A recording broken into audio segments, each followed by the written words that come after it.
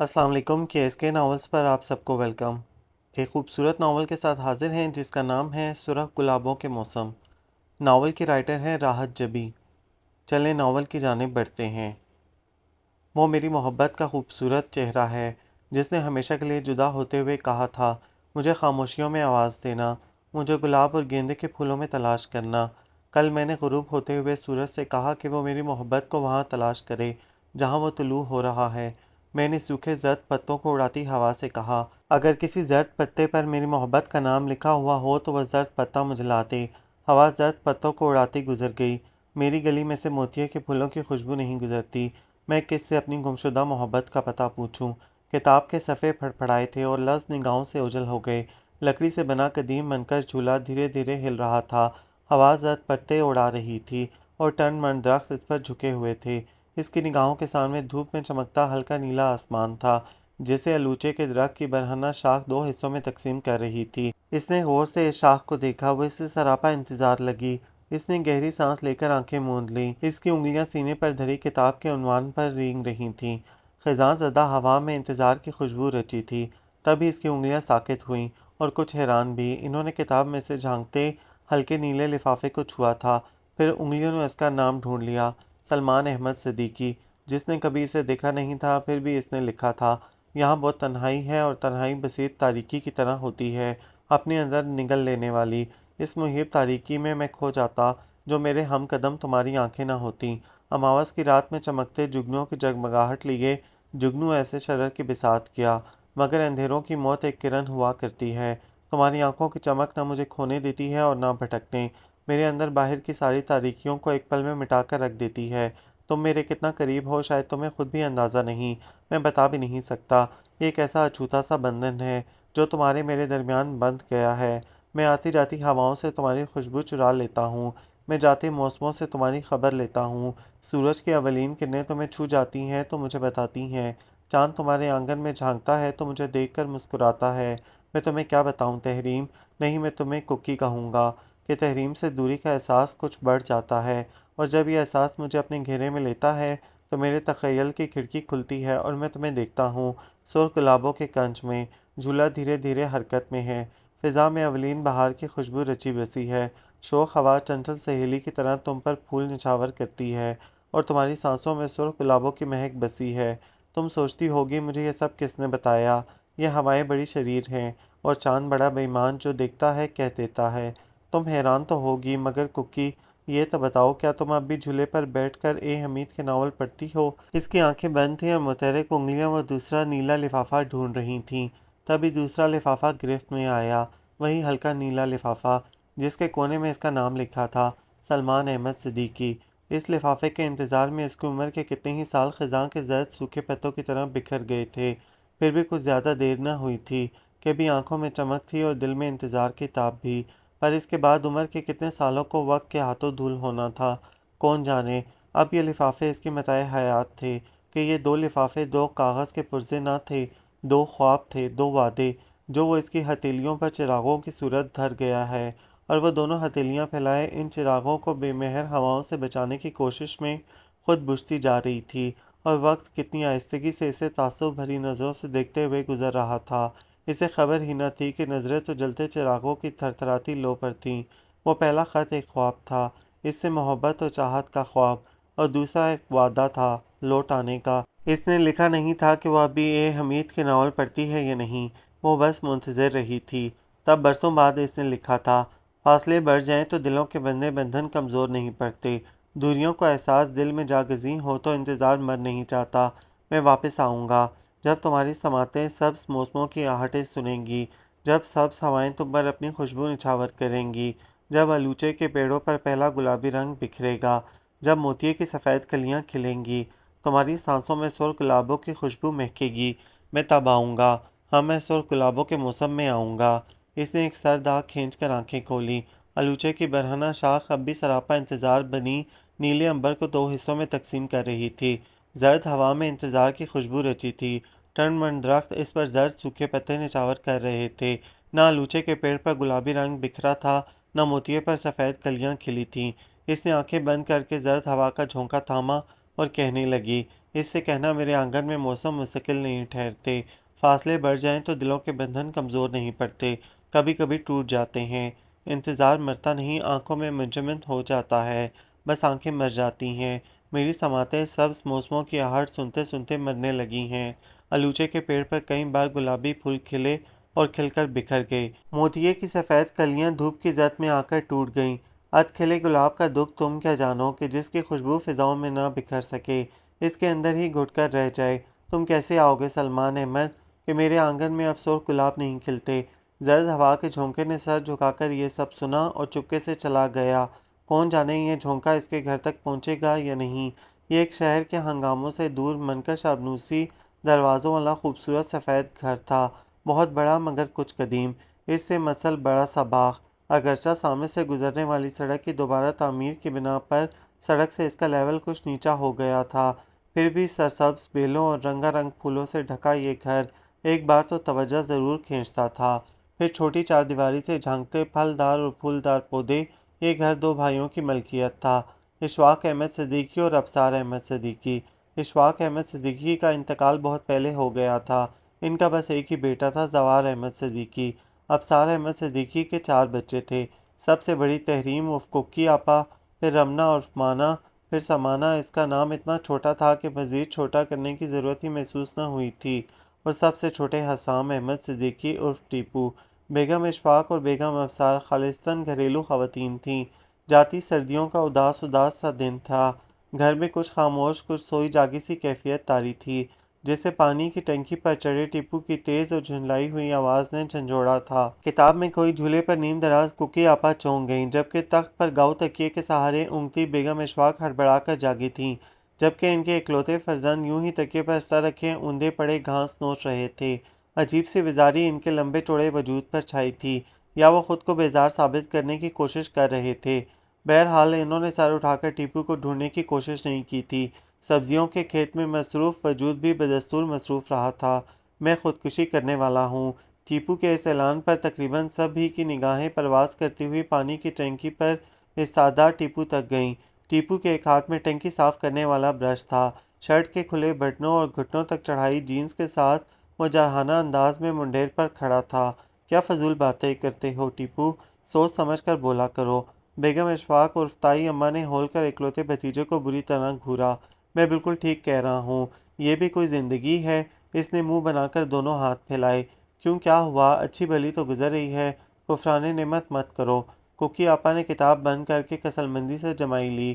یہ اچھی بھلی ہے، جبر مسلسل کی طرح کٹ رہی ہے، میرے پاس ڈھنگ کے کپڑے تک نہیں ہیں، اور وہ ابا جی کی گاڑی ہے جسے گاڑی کہنا ہی گاڑی کی توہین ہے۔ کل میں نے فراز سے کہا میں تمہیں لفٹ دے دیتا ہوں تو موصوف نے فرمایا نہیں مجھے ذرا جلدی جانا ہے، اور موصوف پیدل ہی چل دیے، اور وہ پرسوں ایک فقیر میرے سامنے ہاتھ پھیلا کر کھڑا ہو گیا، اور ساری جیبیں ٹٹول کر بھی ان میں سے 1 روپیہ بھی نہیں نکلا، تو جن نظروں سے اس نے مجھے دیکھا، بس یہ کہنے کی کسر باقی تھی کہ بھائی تم بھی میرے ساتھ آ جاؤ۔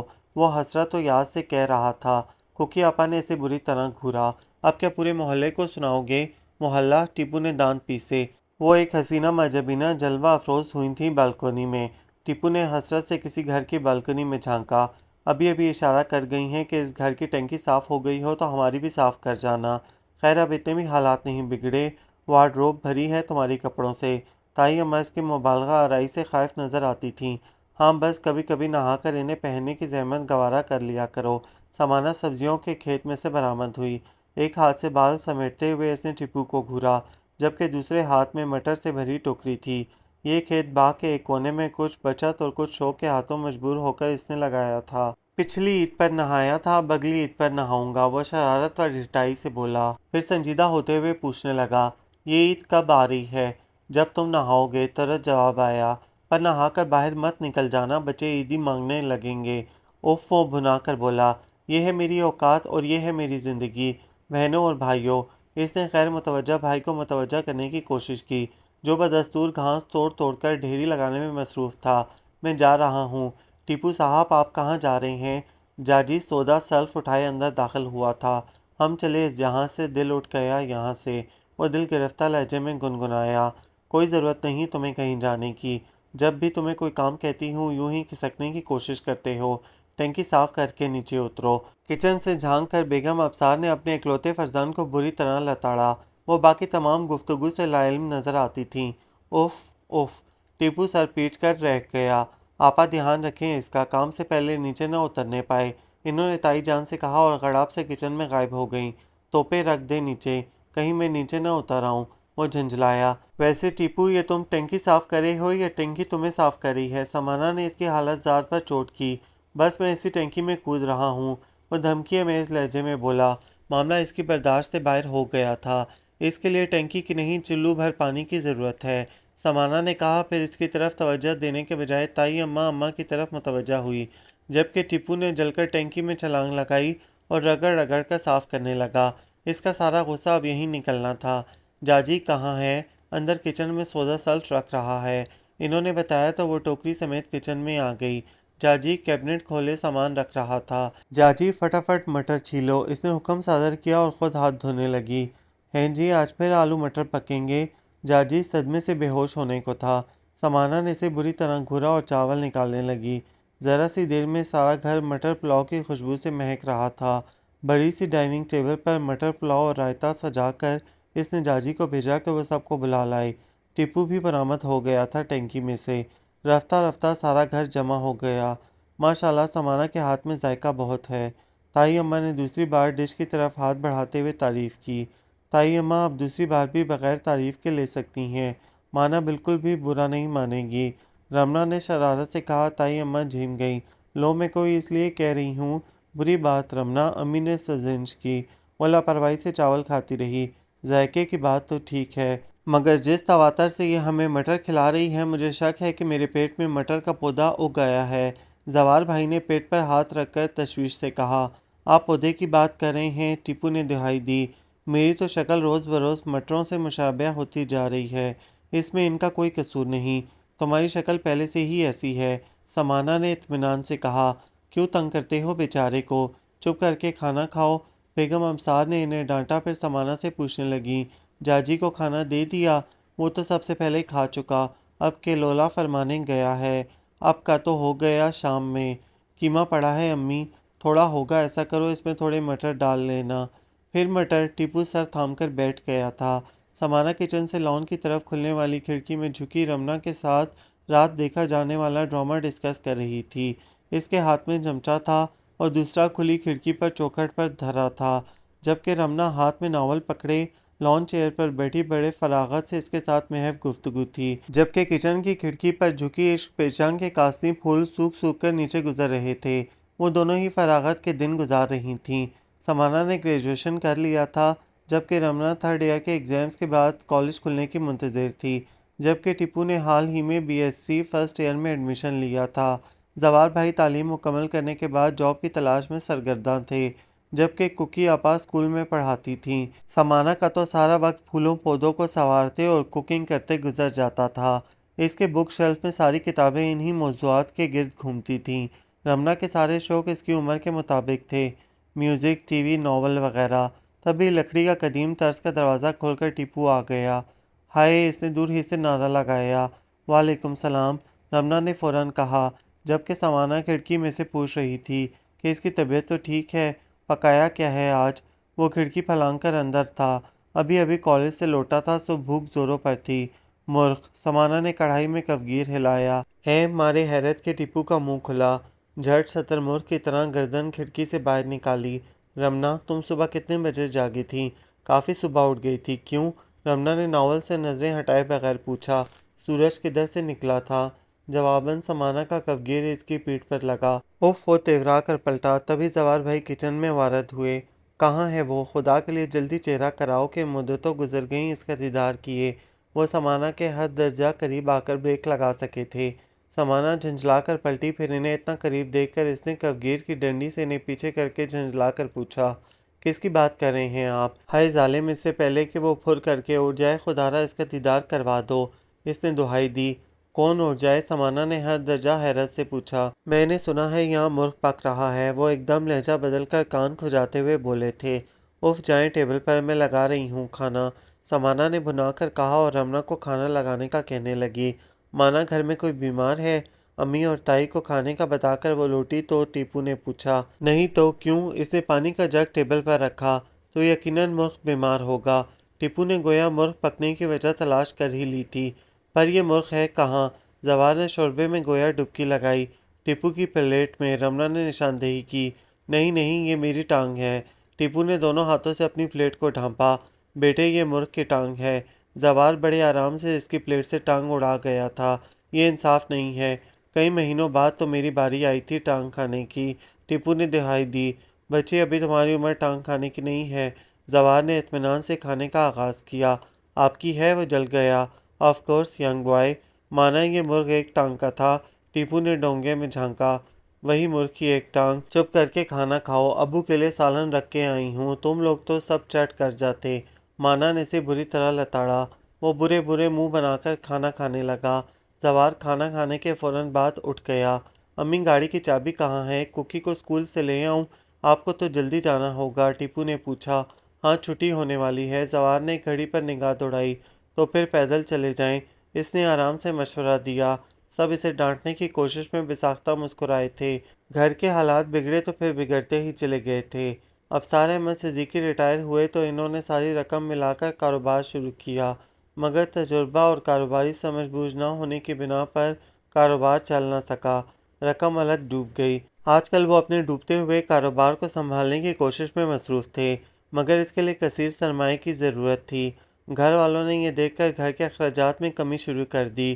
کوکی آپا نے اسکول میں جاب شروع کر دی تھی، سمانا نے یونیورسٹی میں داخلہ لینے سے انکار کر دیا۔ زوار کی پوری کوشش تھی کہ وہ کسی نہ کسی طرح جاب حاصل کرنے میں کامیاب ہو جائیں، مگر ہر بار قسمت ساتھ چھوڑ جاتی۔ دونوں خواتین اس وقت سر جوڑے گھریلو بجٹ میں مزید بچت پر غور کر رہی تھیں، اگرچہ مزید کی گنجائش باقی نہیں بچی تھی کہ فون کو تالا لگ گیا تھا۔ تحفے تحائف دینے پر پابندی عائد تھی۔ دسترخوان سکڑتے سکڑتے ایک ڈش تک محدود ہو کر رہ گیا تھا، اس میں بھی اگر مانا کے کھیت کی سبزی ہو تو زیادہ بہتر ہوتا تھا۔ ٹیپو اور زوار کا جیب خرچ سوائے اشد ضرورت کے بند تھا، اگرچہ زوار کے خیال میں ابھی اتنی بری حالت تھی نہیں جتنی خواتین نے ملی بھگت سے بنا دی تھی، مگر خواتین کا خیال تھا کہ ابھی سے بچت کریں گے تو آڑے وقت میں کام آئے گا۔ کون جانے زوار کو کب جاب ملے اور کاروبار دوبارہ اپنے پیروں پر کھڑا ہو سکے یا نہیں۔ پھر کیا سوچا تم نے فصیحہ؟ سمانا سارے کام سمیٹ کر سبزیوں کی کاشت پر لکھی گئی کتاب ہاتھ میں لیے آئی تو تائی اماں امی سے پوچھ رہی تھیں۔ میں کیا سوچوں؟ کوکی نہیں مانتی۔ امی نے سر سی آپ بھری، ٹاپک خاصا سنجیدہ تھا۔ سمانا وہاں رکنے کے بجائے سیدھی لان میں نکل گئیں۔ اس کو سمجھاؤ، 5 سال کا عرصہ کم نہیں ہوتا، اور پھر سلمان کی کوئی خیر خبر بھی نہیں ملی۔ اتنے فون اور خطوں کے جواب میں ایک جملہ نہیں لکھا اس لڑکے نے، کیا پتا وہاں کیا کرتا ہے، اور پھر نہیں معلوم ماں کے کیے گئے فیصلے سے متفق بھی ہے یا نہیں، اور پھر اب تو فیصلہ کرنے والی بھی نہ رہی۔ اب ایک ایسی بات جس کا کوئی سرا بھی ہاتھ میں نہیں، کب تک لڑکی بٹھائے رکھیں گے؟ نہ معلوم وہ لوٹے یا نہ لوٹے، نہیں سمجھتی۔ بس ایک ہی منطق کہ رشتہ آپ نے اور پھوپھو نے مل کر طے کیا تھا، اب وہ سلمان کا انتظار کرے گی جب تک وہ آ نہیں جاتا یا اس کی کوئی خبر نہیں ملتی۔ وہ خود پریشان تھیں، سمجھ میں نہیں آتا کس بھروسے پر وہ انتظار کر رہی ہے۔ 2-4 سال وہ مزید نہ آیا تو عمر نکل جائے گی کوکی کی۔ تائی اماں کے لہجے میں پریشانی در آئی، میں کیا کروں؟ ان لڑکیوں کی پریشانی میں تو رات بھر نیند بھی نہیں آتی۔ خیر سمانا کی تو تم فکر ہی مت کرو، اسے تو کہیں جانا ہی نہیں، بس زوار کی نوکری لگنے دو۔ رمنا تو ابھی پڑھ رہی ہے، لیکن میں چاہتی ہوں اس سے پہلے کوکی کی بات طے ہو جائے۔ بس کسی طرح تم کوکی کو سمجھا لو، سائے کے پیچھے بھاگنا چھوڑ دے۔ رشتہ بہت اچھا ہے، لڑکا کمپیوٹر انجینئر ہے، اپنا گھر گاڑی سب سے بڑھ کر بیاہ کر اسی شہر میں رہے گی۔ وہ صاف کہتی ہے کہ مجھے میرے حال پر چھوڑ دیں، وہ مایوس کن لہجے میں بولیں۔ پر اس طرح کب تک چلے گا فصیحہ؟ تائی اماں نے تشویش سے کہا۔ میں اب کیا کہوں؟ السلام علیکم۔ کوکی اسکول سے لوٹی تھی، پرس ایک طرف رکھ کر صوفے پر نیند دراز ہو گئی۔ امی نے اشاروں میں تائی اماں کو منع کیا کہ وہ کوکی کے سامنے کوئی بات نہ کریں۔ زوار ایک گلاس پانی تو دینا۔ خواتین کے اشارے اتنے مبہم بھی نہ تھے کہ کوکی سمجھ نہ پاتی، صاف معلوم ہو رہا تھا کہ موضوع گفتگو اس کی ذات تھی جو کہ ہمہ وقت رہتی تھی، سو وہ یکسر انداز کر کے زوار کی طرف متوجہ ہوئی جو حیرت زدہ سا دھپ سے ان کے قریب بیٹھا۔ میں تھک گیا ہوں۔ تھک کیسے گئے ہو؟ میں نے گاڑی نہیں چلائی، وہ آرام سے ٹانگیں پسار کر بولا۔ کہہ تو یوں رہی ہو جیسے گدھا گاڑی چلائی ہو۔ کوکی نے گھورا، کسی گدھا گاڑی سے کم ہے وہ رفتار تو کم از کم وہی تھی۔ شرم کرو تم لوگ، کبھی رب کی نعمت کا شکر ادا نہ کرنا۔ تائی اماں نے بیٹے کو لتاڑا، نعمت کا تو شکر ادا کرتے ہیں، جو چیز زحمت بن جائے اس کا کیا کرتے ہیں؟ خدا کی قسم 3 جگہ رک کر اسے دھکا لگایا ہے۔ وہ جلے دل کے پھپولے پھوڑنے لگا۔ کسی کام کے نہیں ہو تم بھی زوار۔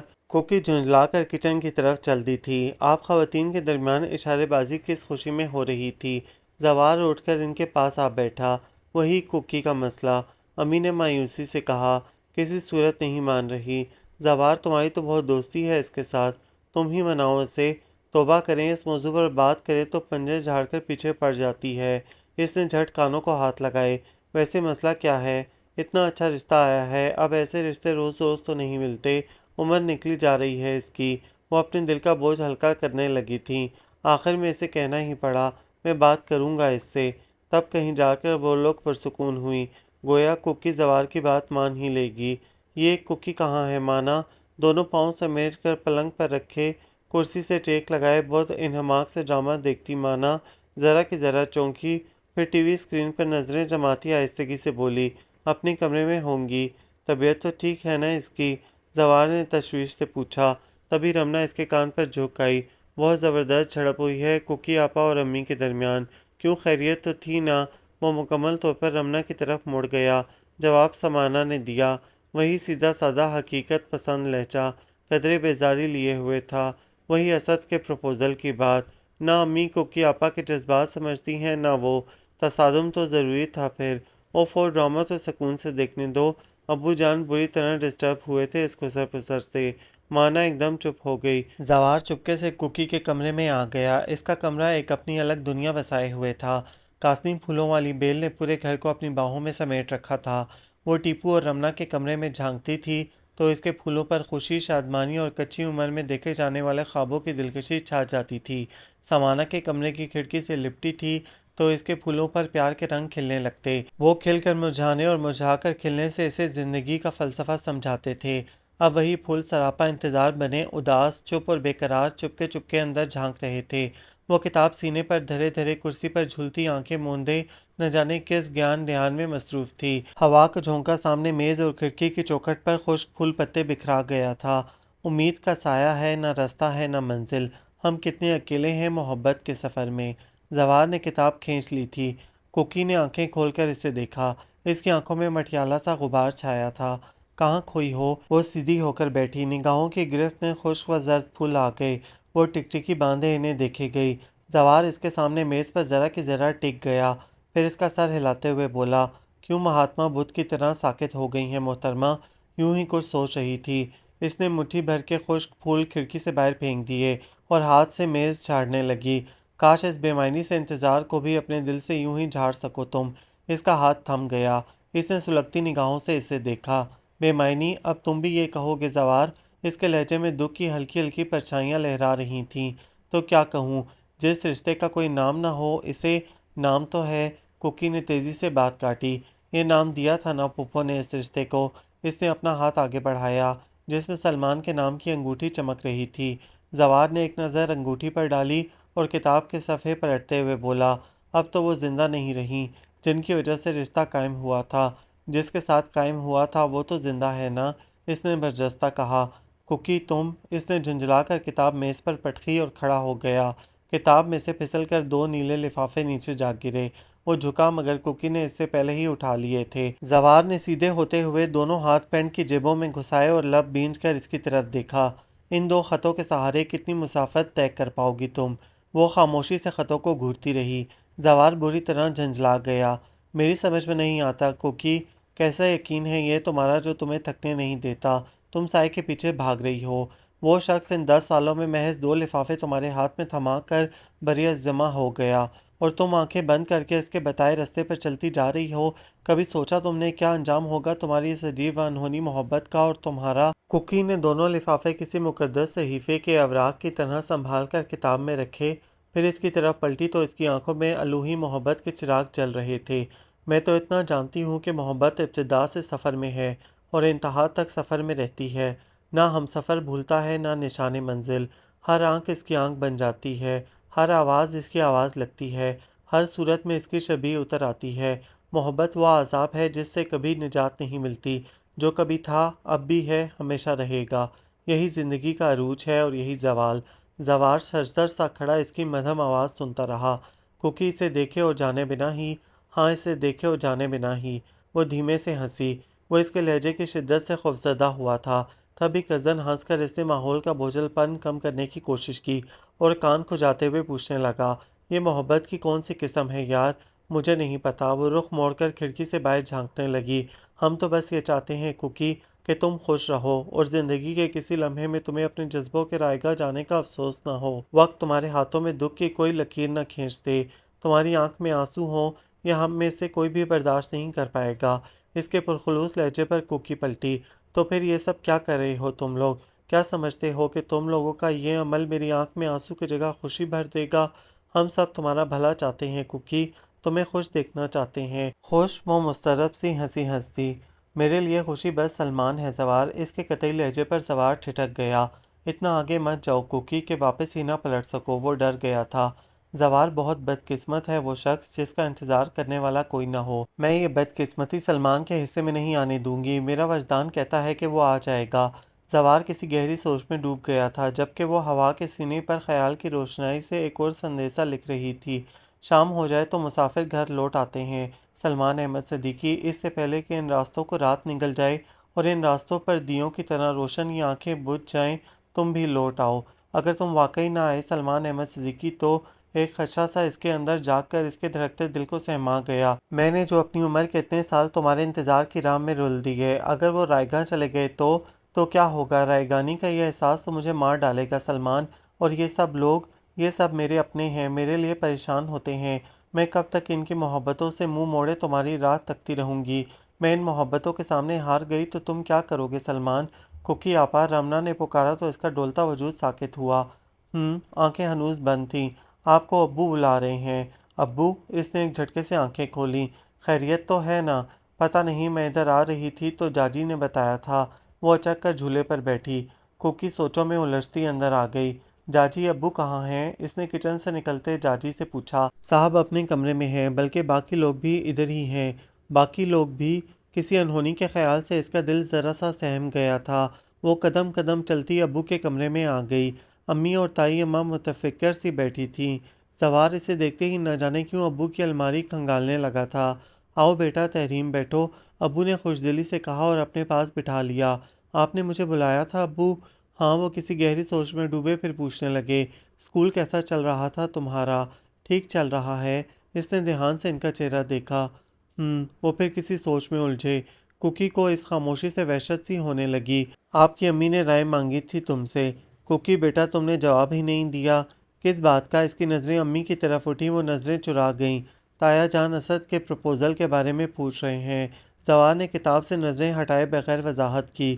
دفعتاً اسے احساس ہوا کہ یہ سب لوگ اس کی رائے نہیں پوچھ رہے ہیں، اس کے گرد ایک اندیکھا جال بن رہے ہیں۔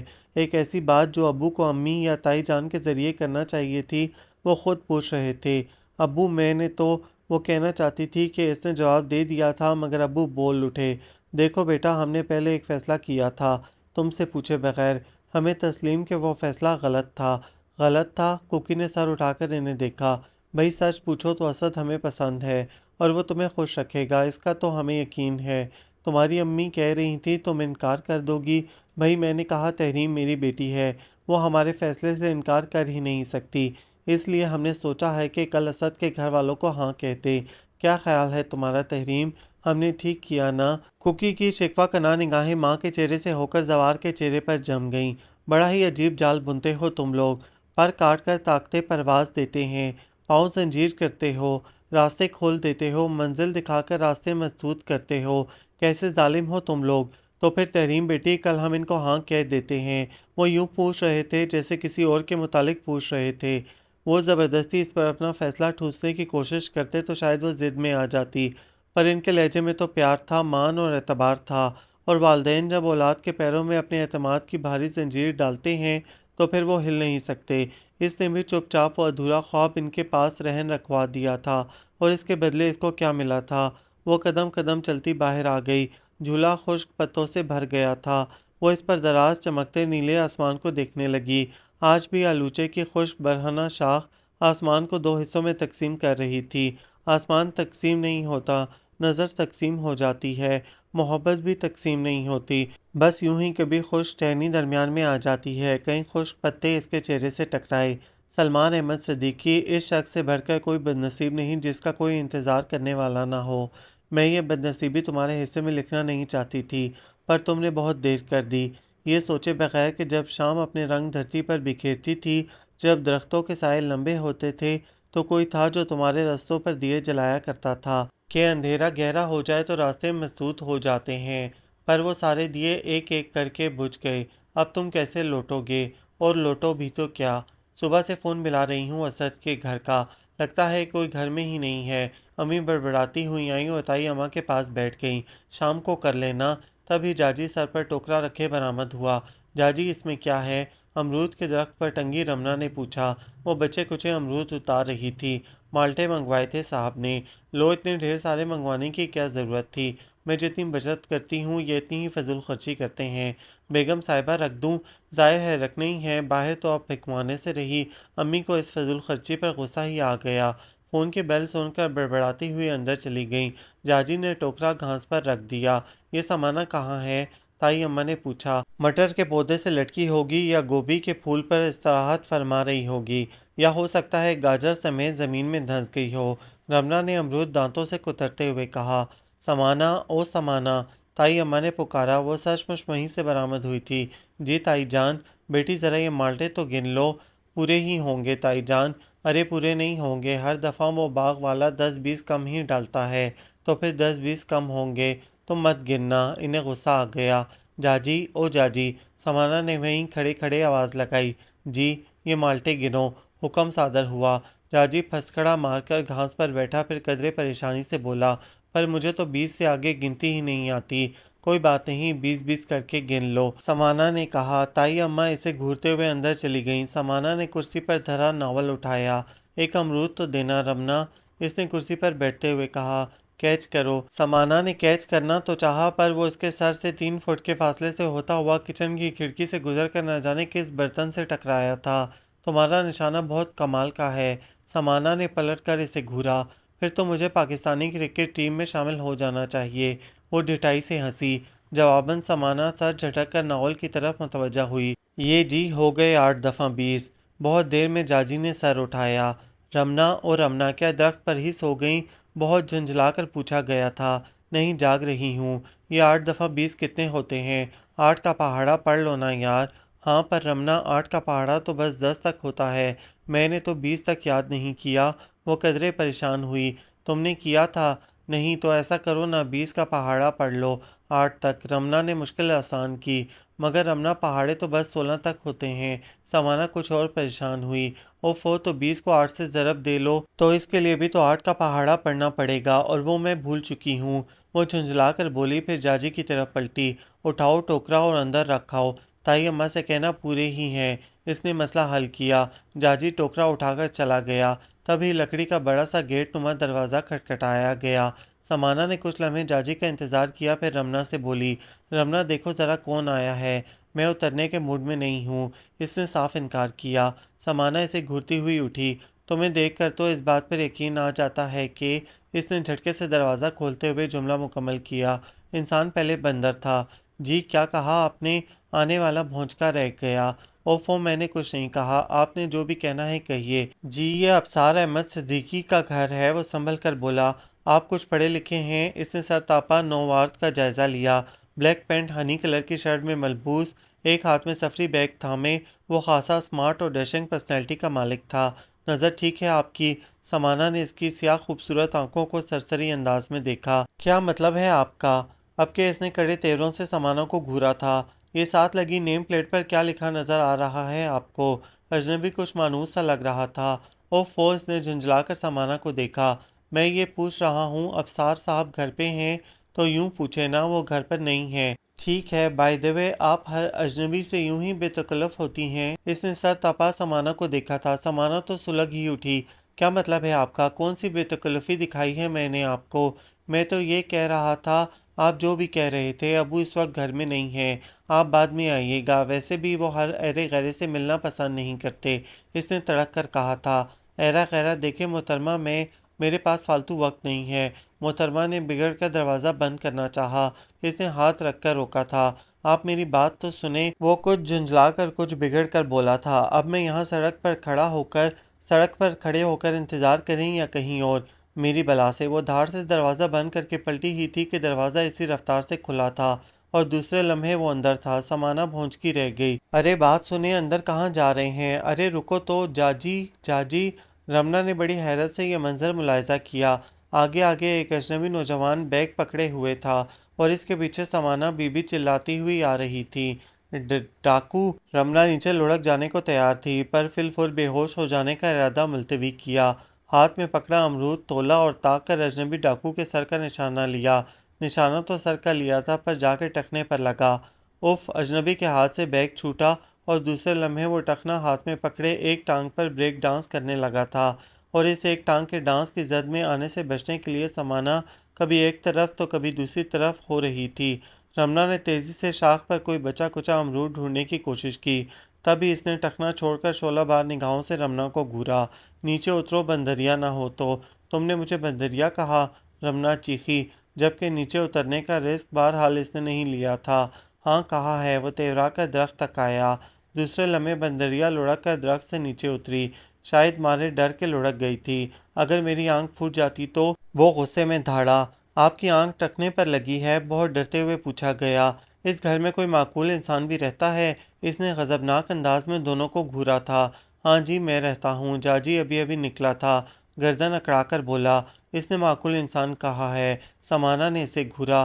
پر جی یہ ہیں کون؟ جاجی نے پوچھا۔ اوفو، آپ ہیں کون؟ سمانہ جھنجھلا کر اس کی طرف پلٹی۔ میں سلمان احمد صدیقی ہوں۔ جی؟ جو جہاں تھا وہیں ساکت ہو گیا۔ کیا ہوا آپ لوگوں کو؟ اس نے حیرت سے سب کو دیکھا۔ آپ واقعی سلمان ہیں؟ رمنا نے انگلی اٹھا کر تعجب سے پوچھا۔ ہاں۔ دوسرے لمحے وہ سرپٹ اندر کی طرف بھاگی۔ سلمان نے پلٹ کر سمانہ کو دیکھا، وہ یوں ہی ساکت کھڑی تھی۔ مس سلمان نے اس کی آنکھوں کے سامنے چٹکی بجائی، تب اس کے ساکت وجود میں جنبش ہوئی۔ تو آپ واپس آ ہی گئے؟ وہ ایک طویل سانس کھینچ کر بولی۔ سلمان اس کے عجیب سے لہجے سے خائف ہو کر جواب دینے کے بجائے ادھر ادھر جھانکنے لگا۔ اکیلے ہی آئے ہیں؟ اب کہ وہ ذرا مسکرائی تھی۔ کیا کسی اور کو بھی آنا تھا؟ اس نے بے اختیار پوچھا تھا۔ وہ کھلکھلا کر ہنس دی، پھر اس کے پاس آ کر بڑے شاہانہ انداز میں بولی۔ مسافر، تم سے یہ نہیں پوچھا جائے گا کہ تم اتنی دیر سے کیوں آئے ہو؟ ہاں، یہ اطلاع ضرور دی جاتی ہے کہ بہت وقت پر آئے ہو۔ اچھا؟ سلمان نے اپنے سامنے کھڑی سنہری رنگت والی لڑکی کو دلچسپی سے دیکھا۔ اس کی ڈارک براؤن آنکھیں مسکرائی تھیں۔ ویسے ہم سب آپ سے سخت خفا تھے۔ پورے 5 سال گزر گئے آپ کے آخری خط کو آئے ہوئے، ہمارے کسی خط اور فون تک کا جواب نہیں دیا تھا۔ وہ مسکراتی آنکھیں خفا ہو کر کچھ اور حسین ہو گئی تھیں۔ شکریہ، وہ مسکرایا۔ کس بات کا؟ وہ حیران ہوئی۔ اس اطلاع کا کہ میرا آپ کا رابطہ ٹوٹے 5 برس گزر گئے ہیں۔ آپ شاید مذاق کر رہے ہیں، شاید نہیں، یقیناً۔ وہ کھل کر ہنسا تھا۔ کیا یہیں کھڑا رکھیں گے مس سمانہ؟ آپ نے مجھے پہچانا نہیں؟ آپ نے کب پہچانا تھا ہمیں؟ تبھی دونوں خواتین آفتاب و خزاں لپک کر آئیں۔ سلمان بیٹا، اور دوسرے لمحے وہ دونوں اس کے ساتھ لگیں زاروں قطار رو رہی تھیں۔ یا خدا! اس نے گھبرا کر سمانہ کو دیکھا۔ وہ لپک کر آگے آئی اور سمجھا بجھا کر الگ کیا، اور سلمان کی تھکن کا کچھ ایسا نقشہ کھینچا جیسے وہ امریکہ سے یہاں تک پیدل آیا ہو۔ جاجی نے اس کے ہاتھ سے بیگ لیا اور ان سب کے جلوں میں ڈرائنگ روم تک پہنچا۔ جاجی کو دوڑایا گیا کہ ابصار صاحب جہاں کہیں بھی ہیں انہیں ڈھونڈ کر لاؤ۔ بیگم صاحبہ، مسجد میں اعلان کروا دوں؟ اس نے معصومیت سے پوچھا۔ ہاں کروا دو۔ بیگم صاحبہ سلمان سے امریکہ کا حال سننے کو بے تاب تھیں۔ سمانہ نے لمبی چوڑی لسٹ تھما دی، سودا سلف کی۔ خود وہ دونوں بہنیں کچن میں گھس گئیں۔ کوکی جب اسکول سے لوٹی، وہ سب کے ساتھ کھانے کی ٹیبل پر موجود تھا۔ کوکی آپا، پہچانے ذرا کون آیا ہے؟ رمنا چہک کر بولی۔ کوکی نے سب کے چہروں پر کھلتے خوشی کے رنگوں کو دیکھا، پھر اجنبی مہمان کو، پھر کندھے اچکا کر سوالیہ نظروں سے ان کی طرف دیکھنے لگی۔ ارے ہمارا تو خیال تھا آپ انہیں بنا دیکھے ہی پہچان لیں گی، یہ سلمان بھائی ہیں۔ کوکی کا دل ڈوب کر ابھرا۔ اور سلمان بھائی، یہ تحریم ہے کوکی آپا۔ سب کی نگاہیں ان دونوں پر جمی تھیں۔ کوکی کے چہرے پر حیرت منجمد تھی، جبکہ سلمان کے چہرے پر اپنائیت کے وہی تاثرات تھے جو سب سے ملتے وقت تھے۔ السلام علیکم، کیسی ہیں آپ تحریم؟ سلمان نے مسکرا کر پوچھا تھا۔ آپ تحریم؟ کوکی کا دل کسی بھنور کی زد میں آیا۔ میں تمہیں کوکی کہوں گا کہ تحریم سے دوری کا احساس ہوتا ہے۔ ٹھیک ہوں۔ اس نے خود کو سنبھالا اور کرسی کھینچ کر بیٹھی۔ سب سلمان کو مختلف ڈشیں پیش کر رہے تھے۔ وہ دونوں ہاتھ گود میں دھرے اسے ٹکر ٹکر دیکھ رہی تھی۔ وہ بات کرتے کرتے یوں ہی ایک نظر اس پر ڈال کر پھر دوسری طرف متوجہ ہو جاتا تھا۔ صبح بخیر۔ ناشتہ بناتی سمانہ چونکی۔ آسمانی رنگ کے شلوار کرتے میں ملبوس اس کا دراز قد خاصا نمایاں ہو رہا تھا۔ ارے آپ امریکہ میں بھی یہ لباس پہنا کرتے تھے؟ ترس گئے تھے محترمہ۔ کراچی اترتے ہی پہلا کام یہی کیا تھا کہ اپنے لیے کچھ شلوار کرتے خریدے تھے۔ بہت اچھا کیا تھا، کافی جچ رہا ہے۔ اس نے سادہ سے لہجے میں تعریف کی۔ Thank you. سلمان چلتا ہوا آیا اور لان کی طرف کھلنے والی کھڑکی کے ساتھ ٹیک لگا کر کھڑا ہو گیا۔ سب لوگ ابھی جاگے نہیں کیا؟ 2 بجے تک تو آپ کی واپسی کی وجوہات کے بارے میں قیاس آرائیاں ہوتی رہی تھیں۔ ذرا کھڑکی تو کھول دیں۔ سمانہ نے ابلے انڈے نکالتے ہوئے مصروف سے انداز میں کہا۔ سلمان نے پلٹ کر کھڑکی کھولی۔ ٹھنڈی ہوا کے جھونکے نے کچن کی فضا بدل دی تھی۔ سلمان ہاتھ سینے پر باندھ کر اسے دیکھنے لگا۔ بہار کی اولین صبح کی طرح نکھری نکھری سی لڑکی تھی۔ گلابی پھولدار کرتے دوپٹے میں ملبوس، کاندھوں تک ترشے ڈارک براؤن بالوں کو بنانا کلپ میں قید کیے مصروف سی کتنی اپنی اپنی سی لگ رہی تھی۔ ناشتے میں کیا لیں گے؟ فریج سے آٹا نکالتے نکالتے وہ چونکی۔ ارے کہیں آپ بیڈ ٹی تو نہیں لیتے؟ مجھے خیال ہی نہیں رہا۔ دراصل ہمارے ہاں چائے بہت کم لوگ پیتے ہیں۔ بیڈ ٹی لیتا تو تھا لیکن اب میرا خیال ہے ناشتہ تو تیار ہی ہے۔ آپ کے لیے بہت اسپیشل ناشتہ تیار ہو رہا ہے۔ ایک چولہے پر توا چڑھائے وہ پراٹھے کے لیے پیڑا بنا رہی تھی، دوسری پر قیمہ چڑھایا تھا اور قیمہ بھننے کی خوشبو پورے کچن میں پھیلی تھی۔ اچھا جی، اور اس اسپیشل ناشتے میں ہے کیا؟ سلمان نے دلچسپی سے پوچھا۔ گاجر کا حلوہ، انڈوں کا حلوہ، پراٹھے، بھنا ہوا چٹپٹا قیمہ اور میٹھی لسی۔ یہ اتنا کچھ آپ بنائیں گی؟ میں کچھ ہیلپ کراؤں؟ آپ کیا ہیلپ کروائیں گے سلمان بھائی؟ الٹا کام بڑھائیں گے۔ اس نے قیمے پر کٹا ہوا ہرا دھنیا ڈال کر چولہا بند کیا۔ امریکہ میں رہ کر بندہ اور کچھ ہو نہ ہو امور خانہ داری میں ماہر ضرور ہو جاتا ہے۔ اچھا انڈے پھینٹنے آتے ہیں آپ کو؟ جی محترمہ، میں بہت اچھا آملیٹ بنا لیتا ہوں۔ اچھا جی، تو پھر جلدی سے آملیٹ کے لیے پیاز کاٹ دیں۔ سمانہ نے جھٹ پیاز اور چھری اس کی طرف کھسکائی۔ پیاز؟ سلمان گڑبڑایا۔ جی ہاں، زوار بھائی کو صبح آملیٹ نہ ملے تو وہ ناشتہ نہیں کرتے۔ دراصل میں پیاز کے بغیر آملیٹ بناتا ہوں۔ سلمان نے سر کھجاتے ہوئے کہا تو وہ کھلکھلا کر ہنس دی۔ پکڑے گئے نا، اسی لیے تو کہتے ہیں جھوٹ کے پاؤں نہیں ہوتے۔ سمانہ آپ ہنستی بہت اچھا ہیں، وہ بے اختیار تعریف کر گیا۔ سلمان بھائی سب مجھے مانا کہتے ہیں، اور یہ آپ کیا ہوتا ہے؟ بہت سال چھوٹی ہوں میں آپ سے۔ امی کہتی ہیں آپ زوار بھائی سے پورے 2 سال بڑے ہیں اور میں ان سے 3 سال چھوٹی ہوں۔ اف، خواتین کو چھوٹا بننے کا کتنا شوق ہوتا ہے۔ وہ مسکرایا۔ خواتین کس کو کہا ہے؟ سمانہ خفگی سے اس کی طرف پلٹی۔ اور یہ حقیقت ہے، بے شک امی سے پوچھ لیں۔ اچھا بابا، خفا کیوں ہوتی ہو؟ مان لیا۔ ویسے سلمان بھائی آپ سے مل کر ذرا بھی نہیں لگا کہ ہم آپ سے پہلی بار مل رہے ہیں۔ مجھے بھی کب لگا ہے، ایک پل بھی محسوس نہیں ہوا کہ میں اس گھر کا فرد نہیں ہوں۔ آپ ہمیشہ سے اس گھر میں موجود رہے ہیں سلمان بھائی۔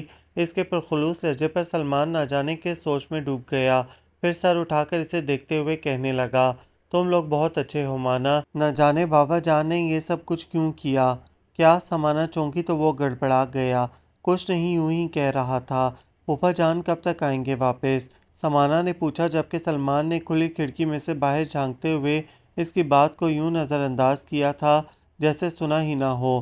تبھی ٹیپو آ گیا۔ خدا کی قسم ایسی ایسی خوشبوئیں اٹھ رہی تھیں کچن سے کہ مجھے آنکھیں کھولنی ہی پڑیں۔ مجھے تو یوں لگتا ہے مہینے بھر کا بجٹ۔ اس سے آگے نگاہ کی زد میں سلمان آ گیا تھا۔ تب بھی گڑبڑا کر بقیہ جملہ منہ ہی منہ میں بتبتایا۔ آپ اٹھ گئے سلمان بھائی؟ ہاں، رات کو جلدی سو گیا تھا۔ یار مانا اب ناشتہ دے بھی دو۔ وہ اس کی طرف متوجہ ہوا۔ آج ناشتہ اکٹھے کریں گے۔ مانا نے پلٹ کر اسے گھورا۔ ہاں تو انتظار کیے لیتے ہیں۔ آج سلمان بھائی کی بدولت ہم بھی عیش۔ باقی جملہ سمانہ کی گھوری کی نظر ہو گیا۔ میں تو یہ کہہ رہا ہوں کہ سلمان بھائی بہت برسوں بعد لوٹے ہیں، ان کے سنگ ناشتے کا مزہ دوبالا ہو جائے گا۔ ہاں سلمان بھائی، کتنے برسوں بعد لوٹے ہیں آپ؟ وطن یاد نہیں آتا تھا؟ سمانہ نے پلٹ کر انہیں دیکھا۔ مجھے تم لوگ بہت یاد آتے تھے۔ سلمان کا لہجہ کھویا کھویا سا تھا۔ ٹیپو مجھے اسکول تک چھوڑاؤ، زوار تو ابھی تک سو رہا ہے۔ کوکی گھڑی کا اسٹریپ بند کرتی ہوئی اندر آئیں۔ کوکی آپا، آپ آج بھی اسکول جائیں گی؟ سمانا نے طاہر سے پوچھا۔ کوکی کی سرخ آنکھیں اس کی شب بیداری کی گواہی دے رہی تھیں۔ ہاں، اس نے سامنے کھڑے شخص پر ایک سرسری نگاہ ڈالی۔ ناشتہ تو کر لیں۔ سمانا عالم حیرت میں تھی۔ اسکول میں کر لوں گی، وہ سپاٹ سے لہجے میں کہہ کر ٹپو کی طرف متوجہ ہوئی۔ کوکی آپا، آج آپ چھٹی کر لیتی، سلمان بھائی کیا سوچیں گے؟ سمانا نے پاس آ کر دبی زبان میں کہا۔ کوکی کی نظریں بلا ارادہ سلمان کی طرف اٹھیں۔ آپ کو پتہ ہے سلمان بھائی، اس گھر میں آپ کی واپسی کا انتظار صرف اور صرف کوکی آپا کو تھا، سمانا نے بتایا۔ کوکی کا خیال تھا وہ اسے اپنی نظروں کے حصار میں لے کر کہے گا، مجھے معلوم ہے۔ اس کے برعکس سلمان نے چونک کر پوچھا تھا، ارے کیا واقعی؟ ٹپو جلدی کرو، مجھے دیر ہو رہی ہے، کوکی نے تیزی سے کہا اور بغیر ٹپو کا انتظار کیے باہر نکل گئی تھی۔ سمانا نے جیسے اس صورتحال کو سمجھنے کی کوشش کی، مگر جاجی آ گیا۔ بیگم صاحبہ کہتی ہیں آج ناشتہ نہیں ملے گا؟ ہاں، وہ چونکی پھر ہاتھ میں پکڑے پیڑے کی طرف متوجہ ہو گئی۔ تم برتن نکالو جاجی، ناشتہ تیار ہے۔ سلمان بھائی آپ چلیں، میں ناشتہ لگاتی ہوں۔